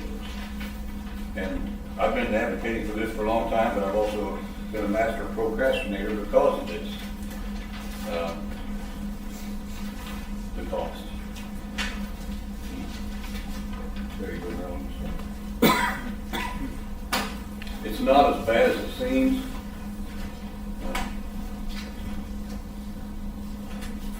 You want to look over the cover page here, look what's on passing these out.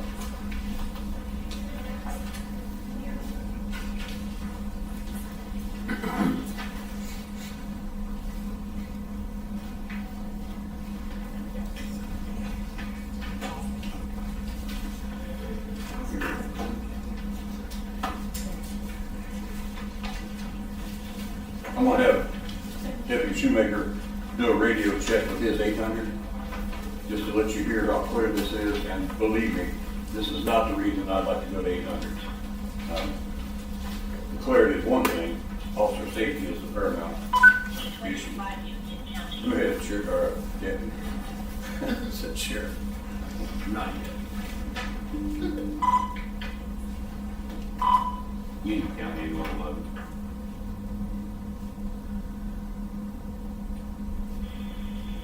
Hey, Lord. How do you copy this radio? Your attention. 8111. On the back page of that, if you've had a chance to scan over the front part, on the back page is the bid from Tech Electronics in Richmond. I knew they were going to be expensive. I didn't know they were going to be that expensive. I first ordered 5, and the reason I went ahead and I think I better to start out with giving an apology. I served on council long enough to know the age-old problem of doing something and then going and asking forgiveness. But by the time that we would implement all this, the government pricing will increase about 16%. And Gary said, if you order these radios now, I can get it to you at the current pricing, which will save a considerable amount of money. He said, then if council turns down the request, he said, I can just cancel the order. So I took the liberty of going ahead and ordering those. We ordered 5 at first, and we're going to need 10 to begin our total amount of radios. take care of this. Another thing we need to take into consideration is being able to communicate with other surrounding counties that have already gone to the 800 system. We'll keep the VHF radios as a backup, and we've got some dead spots, College Corner, Brownsville, up in Phylum, places like that that are remote, that the VHF won't work. We also have the same problem, sad to say, with the 800s, it's just not as bad. So with the radio that I had told Gary to order on the back page, this radio is capable and will be able to communicate with all surrounding counties since they are encrypted. This radio, you can turn it, a knob, and use the VHF, it'll turn the VHF radio on at the same time, and it will eliminate having to have two radios. Actually, you're getting two radios for the price of one. So, I know you're looking at that bottom line. When I was on council, that seemed to be the thing that I focused on as well, but it's not as bad as it seems. I've tried to find other avenues of revenue for financing this project. We've been successful to a degree. When I was a reserve deputy, we had a reserve account, and it had about $6,400 in it that we had not used in about 3 years. So I talked to the State Board of Accounts, and he said we could use that money towards the radio. So we told we were going to use $6,000 of that money towards the radios. Also, I've filed for a grant from REMC for the whole amount. They advised me to go ahead and apply for the whole amount, and I will not know anything until October when they award the grants as to whether or not we'll get. I'm sure we'll get something, but I don't anticipate getting the whole amount. Also, I've got a couple private donations that I think we're going to follow through on. One being from our church, another being from a businessman here in the county. So, I guess I'm at your mercy. I felt like quite frankly, hope this doesn't sound wrong, but I just felt like I was painted into a corner when it comes to this, because, like I said before, that's why I hadn't approached you folks about going to the 800 because of the cost. But the town has already gone to them, and we do have 800s, we just don't have enough. And so that's why I'm asking for 10 more. So we do have, our current radios can be used as 800s, so right?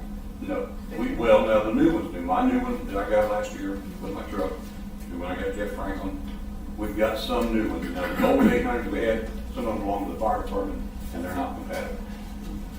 So they're just outdated. But we do have some 800 now. Shoemaker's got one. So, but we need 10 more to be able to accommodate everybody. What about multiple bids? I mean, I know in the area of tech electronics too, but Yeah. you know how, being on council, we like to Yes, see ma'am, more bids. absolutely. I thought of that. And since it all happened so fast, I did not take the time to try to get 2 more bids. I'm all for that if you want to do that, but I was trying to make sure that I could be ready to go by the deadline. So the issue that I have is that when Jenny went to council, I watched that, and the way she made it sound was there would be no emergency money was needed, is what the gentleman that That's she what got I was told said. too. And now we have this, and I realize the need for communication, but then again, I also feel like this should be a project that we hold off until next year or something. I mean, that's where I'm at.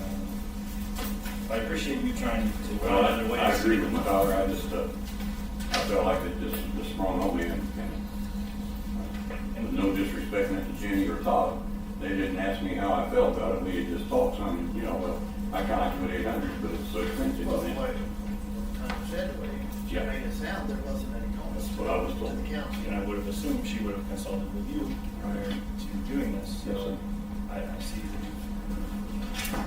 And I don't understand what the hurry was to do it. I don't either. That's why I was gonna start out with an apology, because I just felt like I felt like this was just wrong. And when it said the go live date is August 30th, I just had, to be honest with you, I had a problem with it, but I felt like I'm kind of left to pick up the pieces.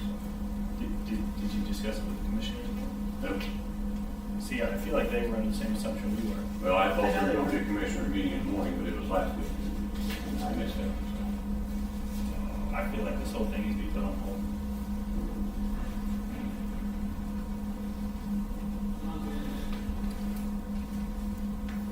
Well, I'll send us E-Lions money. So I'm gonna have to wait till 3 months, but, because we were talking about the grant. So, Yeah, it was, I mean, this, I'm sorry, Mr. Goodrich. the count, I mean, you supposedly, it's illegal to spend money without getting. Well, That's the problem. Yeah. And that's why when he said if the council doesn't approve it, they'll just cancel the order. So I'll call him this morning, if you folks decide to table it or cancel it, or vote it down, I'll just call him and we'll cancel the order. And how long has he got to order this press? I think it's towards the end of October, because those government contracts, bids will change. They're about 16%. And how long RMC? Like 3 months? That's when they open up their grants to be in October. How long do they approve after that? What's that, we need? How long do they take to approve their Oh, I don't know. grant? Don't know. She didn't say. would that give us some time to get a couple more bids, just to be sure we're Sure. where we need to be?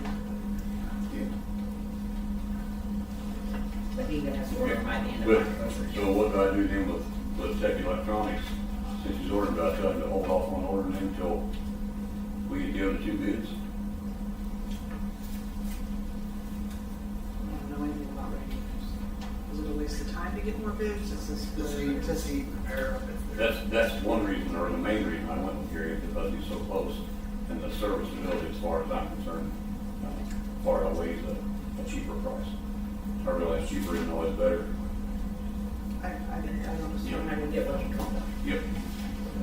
And he has gone over and above to accommodate us with our radios at this point. And you don't have any, how much the private donors are. I do, yeah. I figured it'd be another 5,000 or 6,000 between the two. And then RMC on top. And then RMC, yeah, and who knows, we may get the whole thing from RMC. But then they may say, well, we're not giving $25,000, which I'm appreciative of that. So you mentioned that the fire department units will no longer. Yeah, that's what it says there. Right now, they're still on VHF, and then they're gonna go to 800 as well. Well, we have, I'm sorry. They are. They will, they're going to 800s. And everybody around us, all the counties, have gone to 800s as well, so we can't pick up any of their traffic. So if you have a pursuit, a bank robbery, kidnapped child, whatever the case may be, there have been times in the past when we were all on the same page, we could hear that. And, but with us going to 800s, if we don't go to 800s, we won't be able to have that communication that we don't have right now. So if we go to 800, and depending on when the fire department goes to 800, will you guys be able to, if they need help or assistance, would you be able to hear that traffic? Yeah, we'll have to have 2 radios to do that. But with the new radios, they'll be capable of going to VHF or the 800 channel if this is what the switch. Tim had talked about like having dispatch relay stuff between the two in the interim. Here's another thing that you might want to consider. I know we're elected.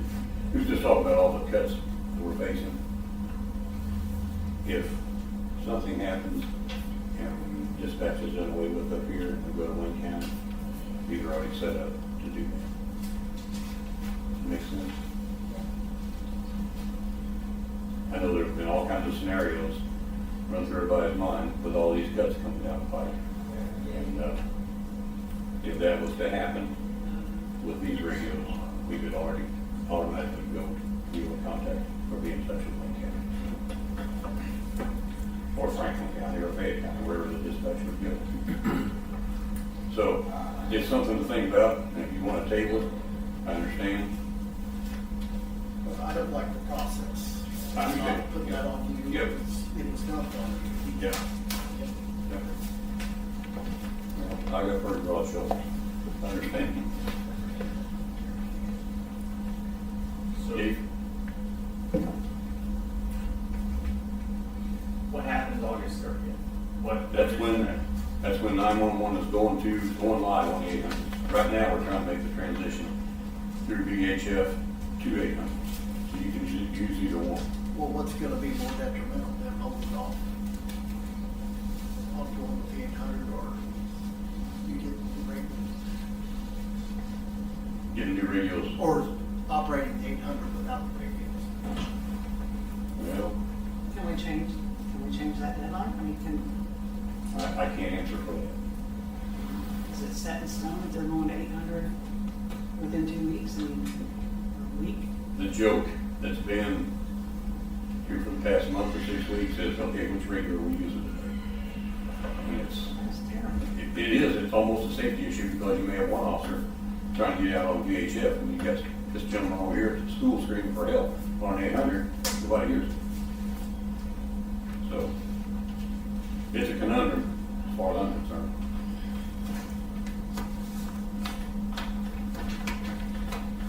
Well, I mean, my opinion is it's not just fault, it's, the process wasn't followed. It's a safety issue, is what I'm getting. If we don't do it. I know when I served on council, it was always a problem for someone not to come to the council first before they went to commissioners and vice versa. So I can completely understand what Chris is saying. no, it just always backs somebody up into a corner, It does. and I don't feel like you make good decisions when you're backed You're up. absolutely right. But I also don't want to be the cause of a safety concern. What's that? We're gonna be hung out to dry. So whatever donations come in will be going right back into county general or whatever fund you want to put that in for reimbursement. So 10 radios, is that bare minimum to have everyone with a radio? Or Yes. what? That's the very, So we have 10 officers and they're each getting. and I have 2 special deputies. I've already got mine. But with him, yes, sure, Officer Shoemaker got his. But, there were special deputies that work a lot. And since we're down 3 officers, they've been working a lot. And, so they will have a radio as well. And so are these radios in cruisers or? They're portable. Yeah. Okay. And some of our crews are, they do have the mobile units in them already. Okay. Basically what I'm getting at, Jeff, is what is the bare minimum that we could get by with until we get all this kind of sorted out or get the donations or know the REMC money coming through, that kind of thing? Like, is 10 that bare minimum, or? Yeah, We'll well, play radio shuffle for a little while. that's what I was wondering about, but say for instance, we have a, God forbid, a mass casualty or a school shooting. You get somebody out there who can't communicate to work truck. So I would, to answer your question honestly, I would say the 10-minute radios are very much. And that was one of the concerns of the reserves and what's are now special deputies, is if I work, am I guaranteed a rating? Which I completely understand. I said, yes, you'll be, even if they have to use them all. Because originally, when I wanted 5, that's what I was gonna do, try to shuffle them around, but very good. So we talked safety issue. I think though, in my mind, it's only a safety issue if we flip the switch on August 30th. If they just hold off, it's not a safety issue. I mean, yeah, your communication is spotty in certain parts of the county, but that's something we're dealing with today. So, I mean, I'm happy to put the brakes on this, and because I don't believe that all the information was truly shared with the commissioners when they said, yes, go ahead with this. I agree with that. I watched the meeting. I don't know that they would have said that affirmatively, that yes, go ahead with this, if they had known it was gonna be another $40,000. I don't know, I'm just speculating there. I agree. So you're saying hold off on the I mean, we technically can't control that, but if there's no money for the radios, then I would think they would have to push it.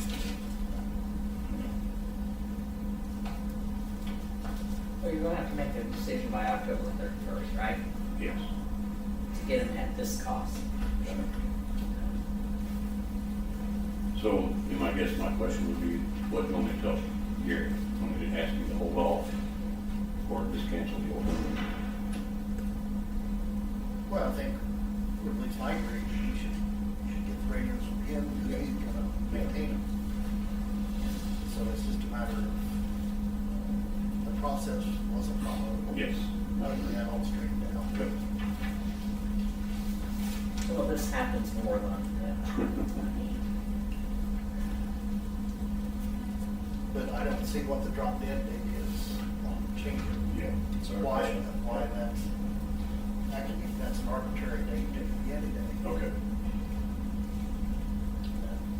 Communicate to commissioners. So if we try to get them to change the drop dead date, so we get this ironed out right and do follow the processes, what does that entail? I mean, is that to call the commissioners? Is that a call to 911? I would say start with 911. Well, the commissioners would be the ones making the final decision. Okay. Or you can call both, but I think. who made that August 30th decision? I would say Jenny did. Just speculate. And if Did she nothing get else, that it- approved by the commissioners? I don't know what it's exactly. It's online, yes, they did approve it, but they approved it under the assumption that there would be no financial impact. Ambulance service already has capability of being 800 because of Reed and all that. I mean, so they made it under the assumption that there was no financial impact to the county. Not considering that our radios for our sheriff's department are helping, is that correct? I don't know.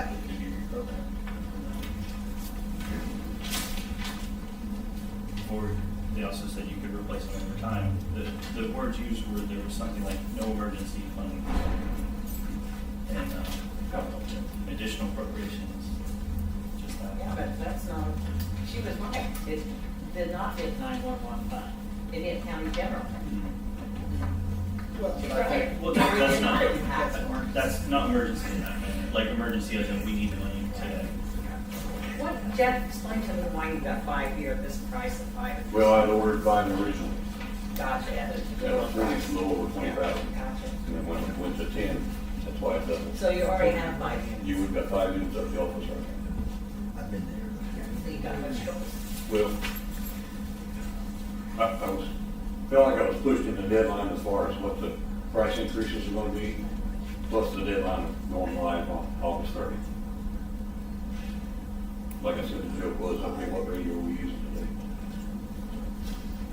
Oh, so we bought 5, we have 5, we ordered 10 more. No. No? Okay. I ordered 5 originally. Okay. And I needed 10. Okay.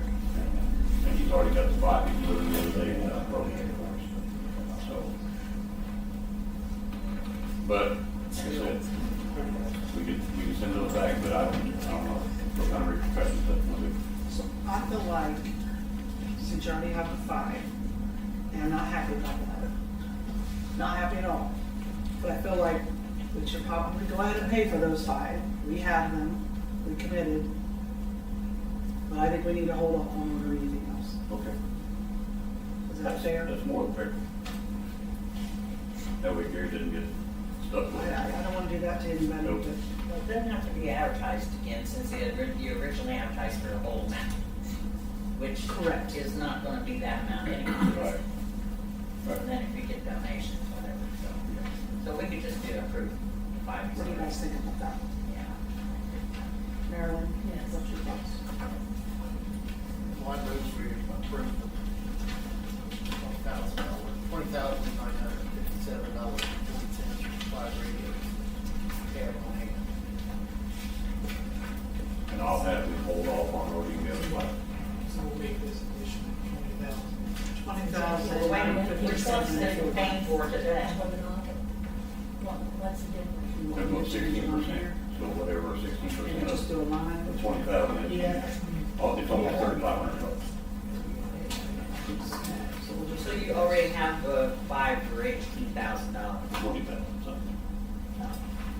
$20,957.40. Was he giving you some type of discount on these others or whatever that's like? No, the others weren't VHF So cats, we but don't they advertise it. people compatible.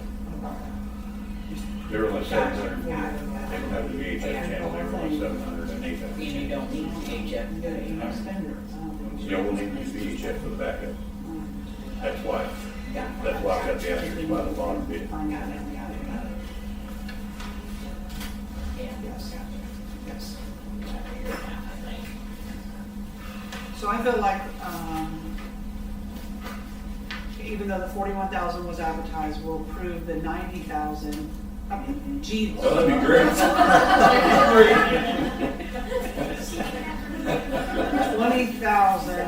20,957.40. So we advertise more than that, but we're gonna drop it down to 20,000. That'll pay for the 5 that we And that'll have. pay for the 5 that we already have. That'd be great. So if everybody's okay with that, I would entertain a motion in that order. I make a motion to accept that. What's that? You already did? I second it. Well, you can second, that'd be great. Okay, we got a motion and we got a second. Any other discussion or conversation? So the additional 5 units, do you want to table those until we find out what he's receiving in grant money? Right, I think that we need to come back and, well, that's part of it. I mean, I know it, but I think we should get back to the process, so yeah. I And feel get like- the additional bids? Yes. Just bear in mind the fact that the next 5 will probably be the increase. It'll be about $3,500 total. We have some commentary. Could I ask a question? Actually, I got 2 questions. My first question is, I mean, I understand why we're going to the 800 megahertz, I get that, because it penetrates the county deeper than what we currently have. We're not getting rid of what we currently have, right? Isn't it going to be our backup It'll be now? our So we'll have backup. 2 systems? Yeah. So why would you buy a radio that doesn't have that capability to use the backup? We are. Yeah, but she said No, there was that's an not what app, you that's said. not what I just heard. That's what I heard. I heard the other 5 were 800 megahertz only. They are not gonna have VHF. No, the other 5 are the same as what we already have. It says here they are. Yeah. But this is the ones they're doing. I'm just saying, that's what I heard. Those were options that we were given, yeah. So the radios we currently have will do 800 The new ones they bought, yes, sir. and the next 5 are going to do the same. Yes, sir. Okay, that makes sense. Yeah. Next question is, the fire department on this 800 megahertz They're too? going to it. They are. They're not on it now, but they are going to it. When are they going to that? They didn't say. So can they all get together, or That's a good question. and say, okay, we have January 1st, and I take one on. Well, said they had a meeting for the fire department and some other agencies in the county here last week or the week before. How about that? And about doing this. I didn't really get that much information on what's going on. Another nice thing about it, we'll be able to communicate with College Point Fire as well. That'd be nice. I've been told that these radios are working. They can be programmed. Yeah. It's about the counties. Right. Got different 800 systems. Yeah. Whole other issue. Okay. Say, just one last thing, I'm gonna vote no on this, because I believe the date is being pushed too fast, and we didn't get all the information, and, I mean, I realize we've bought something, and we have to return it, and feel bad, but then again, I feel like we're also starting to ask taxpayers for more, and I just can't do this right now, I agree. Appreciate the explanation. Any other input? We have a first and second, and all in favor signify by saying aye.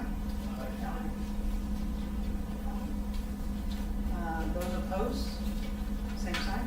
so. Aye. 2. 5, 2.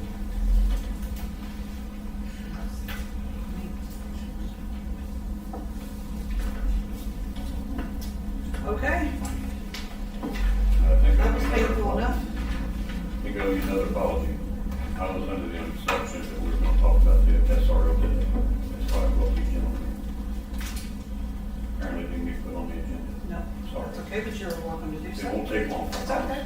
I've got Lynn Sheets, Mr. Geringer. Mr. Geringer is the superintendent of schools for the Ohio side. Lynn Sheets is the retired superintendent for the Ohio Southern schools. Mr. Noel couldn't be here this morning. He had previous engagements, and I brought our school resource officer, Jeff Shoemaker, in to speak. So I'll let these gentlemen speak first, and then I'll tell you what my plan is. I have it in my sleep. Okay. Well, again, I want to just thank you for hearing this information. And I am Bill Derringer, superintendent over at College Corner. Just started here August 1st, replacing Lynn Sheets, who has been here for the last 14 years. The issue of a school resource officer, I just want you to know that Lynn and I did meet with Mr. Knoll over here at Union County, and we are all in agreement of what Sheriff is going to present to you. As I don't need to tell anyone, school safety is the number one most important thing we can do is keep our students and our staff safe. And I do want to thank Mr. or Deputy Shoemaker for being here and the job that he does. I've heard, again, I'm new, but I've heard he's done an outstanding job. And any support that we can give for additional help in our schools. Again, I'm over at the College Corner side, but this concern is coming from Union County and College Corner because we have one resource officer right now, and it's a lot to try to take care of the College Corner side as well as the Union County schools. So again, I don't know the exact numbers that the Sheriff's going to present to you. I know that we have sat down and we've had some discussions on this. I know that from the College Corner side, we do have some grant money that we would like to apply toward additional support for a resource officer. I know that Mr. Knoll, Dan on the Union County over here, he also said that there's some monies available to do that. So hopefully the combination of the additional that we have and some additional support would allow us to get another resource officer in place to be able to cover our buildings better. So, and again, I just want to thank Deputy Shoemaker for what he does, and I don't know if I'll turn it over to one of you guys, but Lynn? I wore the hat both up here in the Indiana side and Ohio, and I can just tell you, as he said, school safety is number one, and one person for the county it's difficult. And I don't care, you can have 4, one in each building, and something bad can still happen.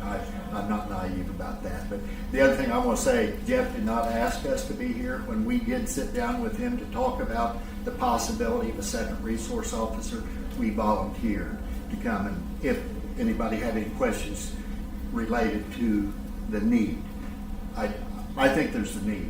I hope it never happens, but we want to be best. We want to be able to serve the kids the best way possible. So, I'm Deputy Shoemaker, Union County Sheriff's Office. I've met a few of you. I'm not familiar with everybody, but That's a good thing. yeah, I treat everybody the same because I don't play favorites. I need a little bit. Okay, and the reason why I say that, I call College Corner the outpost because it's 10, 15 minutes long and 7 minutes if you're running hot. And I'll give you an example. Just day before yesterday, we had a missing kid over at LDS. They thought he had ran out the door.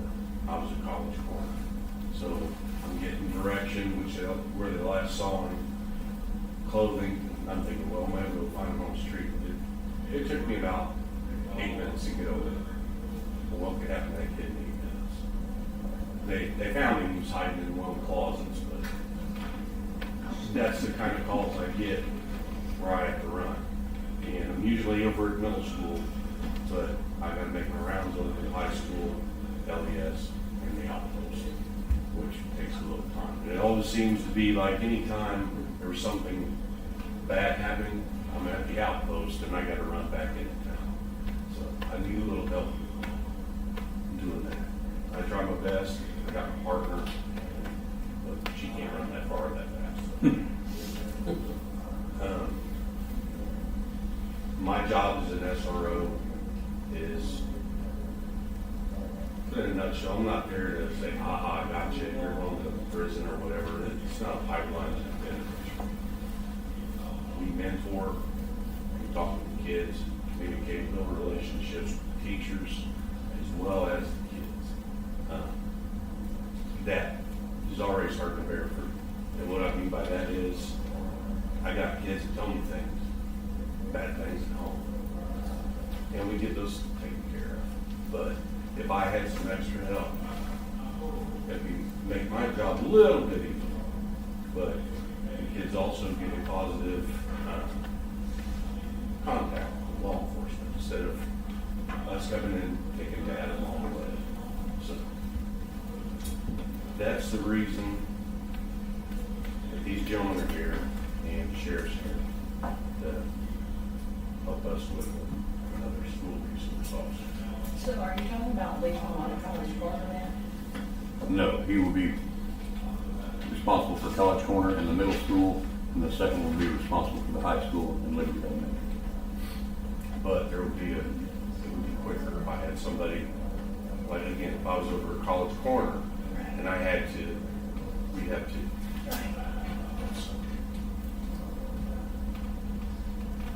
Last thing I would like to add is, I was a superintendent for 20 years over on the Ohio side, and so I've talked with the council of the district that I was in, and I think a huge benefit is having someone in the building that the kids see on a daily basis and learn to trust and learn to know that that's somebody that they can go to. I think that benefits. I know that in my time over on the other side of Preble County at Tri-County North, that benefit, we would see that in the relationships when the kids would get to middle school and when they would get to high school.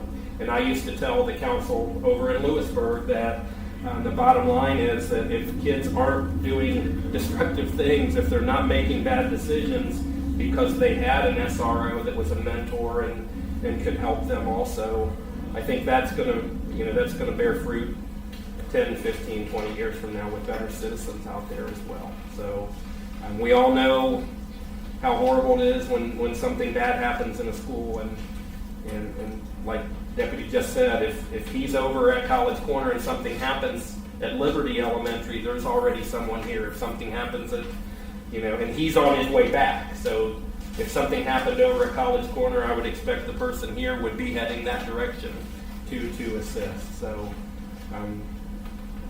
we're just trying to make things as safe as possible for the students and the staff. And if I could too, sometimes I think there's a misconception, but 2/3 of the kids that are in the College Corner building are Union County, Indiana kids. It's not Ohio kids.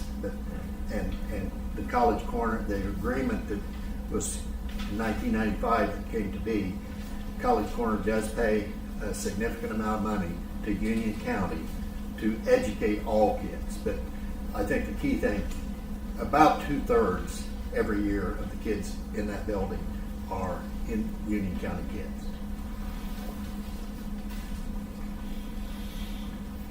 You done? Yes, sir. All right.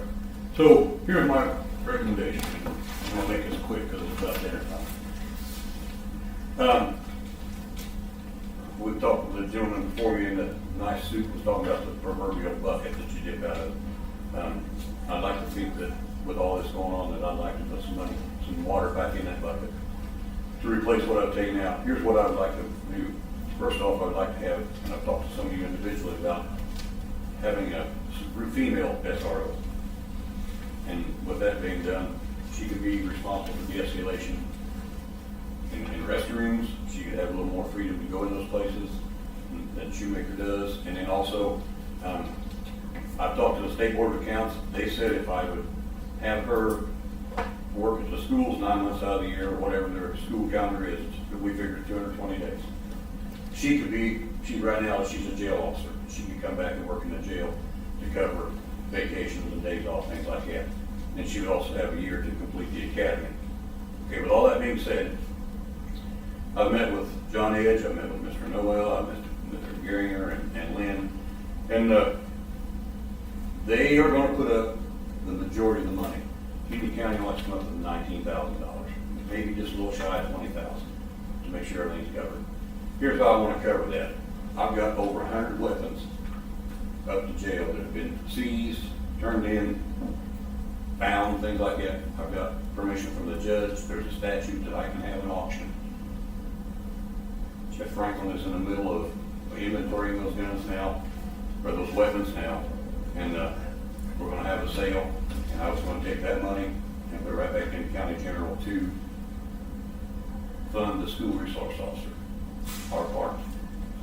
Like I said, the school system's got their grants together, and they are going to finance the majority of the cost of this second SRO. I think it'd be beneficial for everybody. The other money that I'd like to try to apply to that, it may seem like I'm cutting it pretty thin, but we get about $21,000 a year from DOC for handling DOC inmates. And that goes into County General as well. So we're getting about at the time you count all your benefits, things like that, about $70,000 or $80,000 worth of service for about $18,000, which really, if we can be successful in the sale, we won't cost the county anything. And the other thing we can take into consideration is if it's the SRO that I have in mind, she don't have to have any insurance. She still earned dad's insurance for 2 more years. So that's one less expense that they can work with. So anyway, I just want to bring it up. I'm sorry I didn't get put on the agenda. I don't know what happened, but if nothing else, I'll give you something to think about. And then she would not start till after the first year when the new budget takes effect. Okay, any questions? Does the officer in College Corner from Butler County, does he patrol the? He patrols the streets, but he's not an SRO. He's free to go in the schools, but he's not an SRO. Is he there all day just in College Corner? No. Do what? I was gonna say, he's there at 6:30 in the morning. Yep, he comes to schools a lot, but he's not there all the time.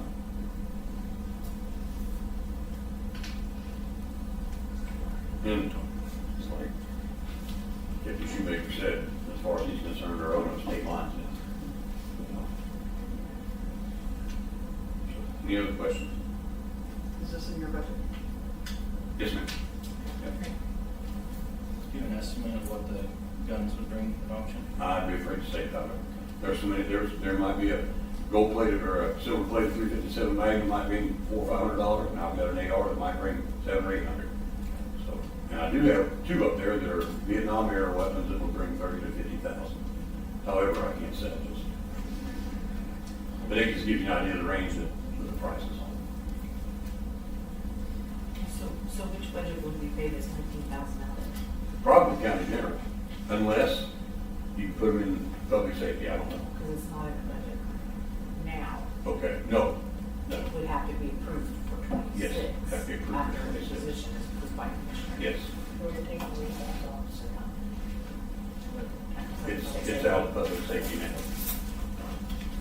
Maybe I didn't understand your question correctly, Trish. I'm sorry. His salary's in the budget. I didn't put the new SRO in the budget because I wasn't sure how the vote was going to go. I didn't want to put it in the budget and then it seemed like I'd be received. But the $18,000 to $20,000 gives you an idea of what the county would have to come up with. That's excluding any benefits.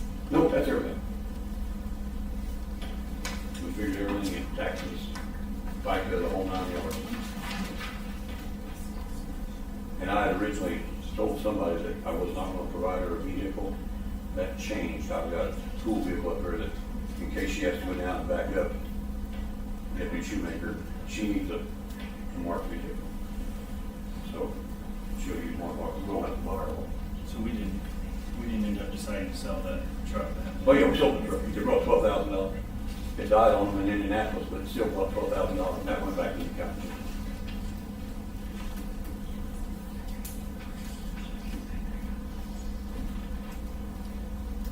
Any other questions? I know it's about as painful as a boring sermon, but so. Well, we have a while to improve this. Yes, yeah. I just wanted to get you thinking about it, see what you thought. Yeah, I can't help but think it's a good I'm idea. glad you're looking at females though, too. Oh, yeah, yeah, absolutely.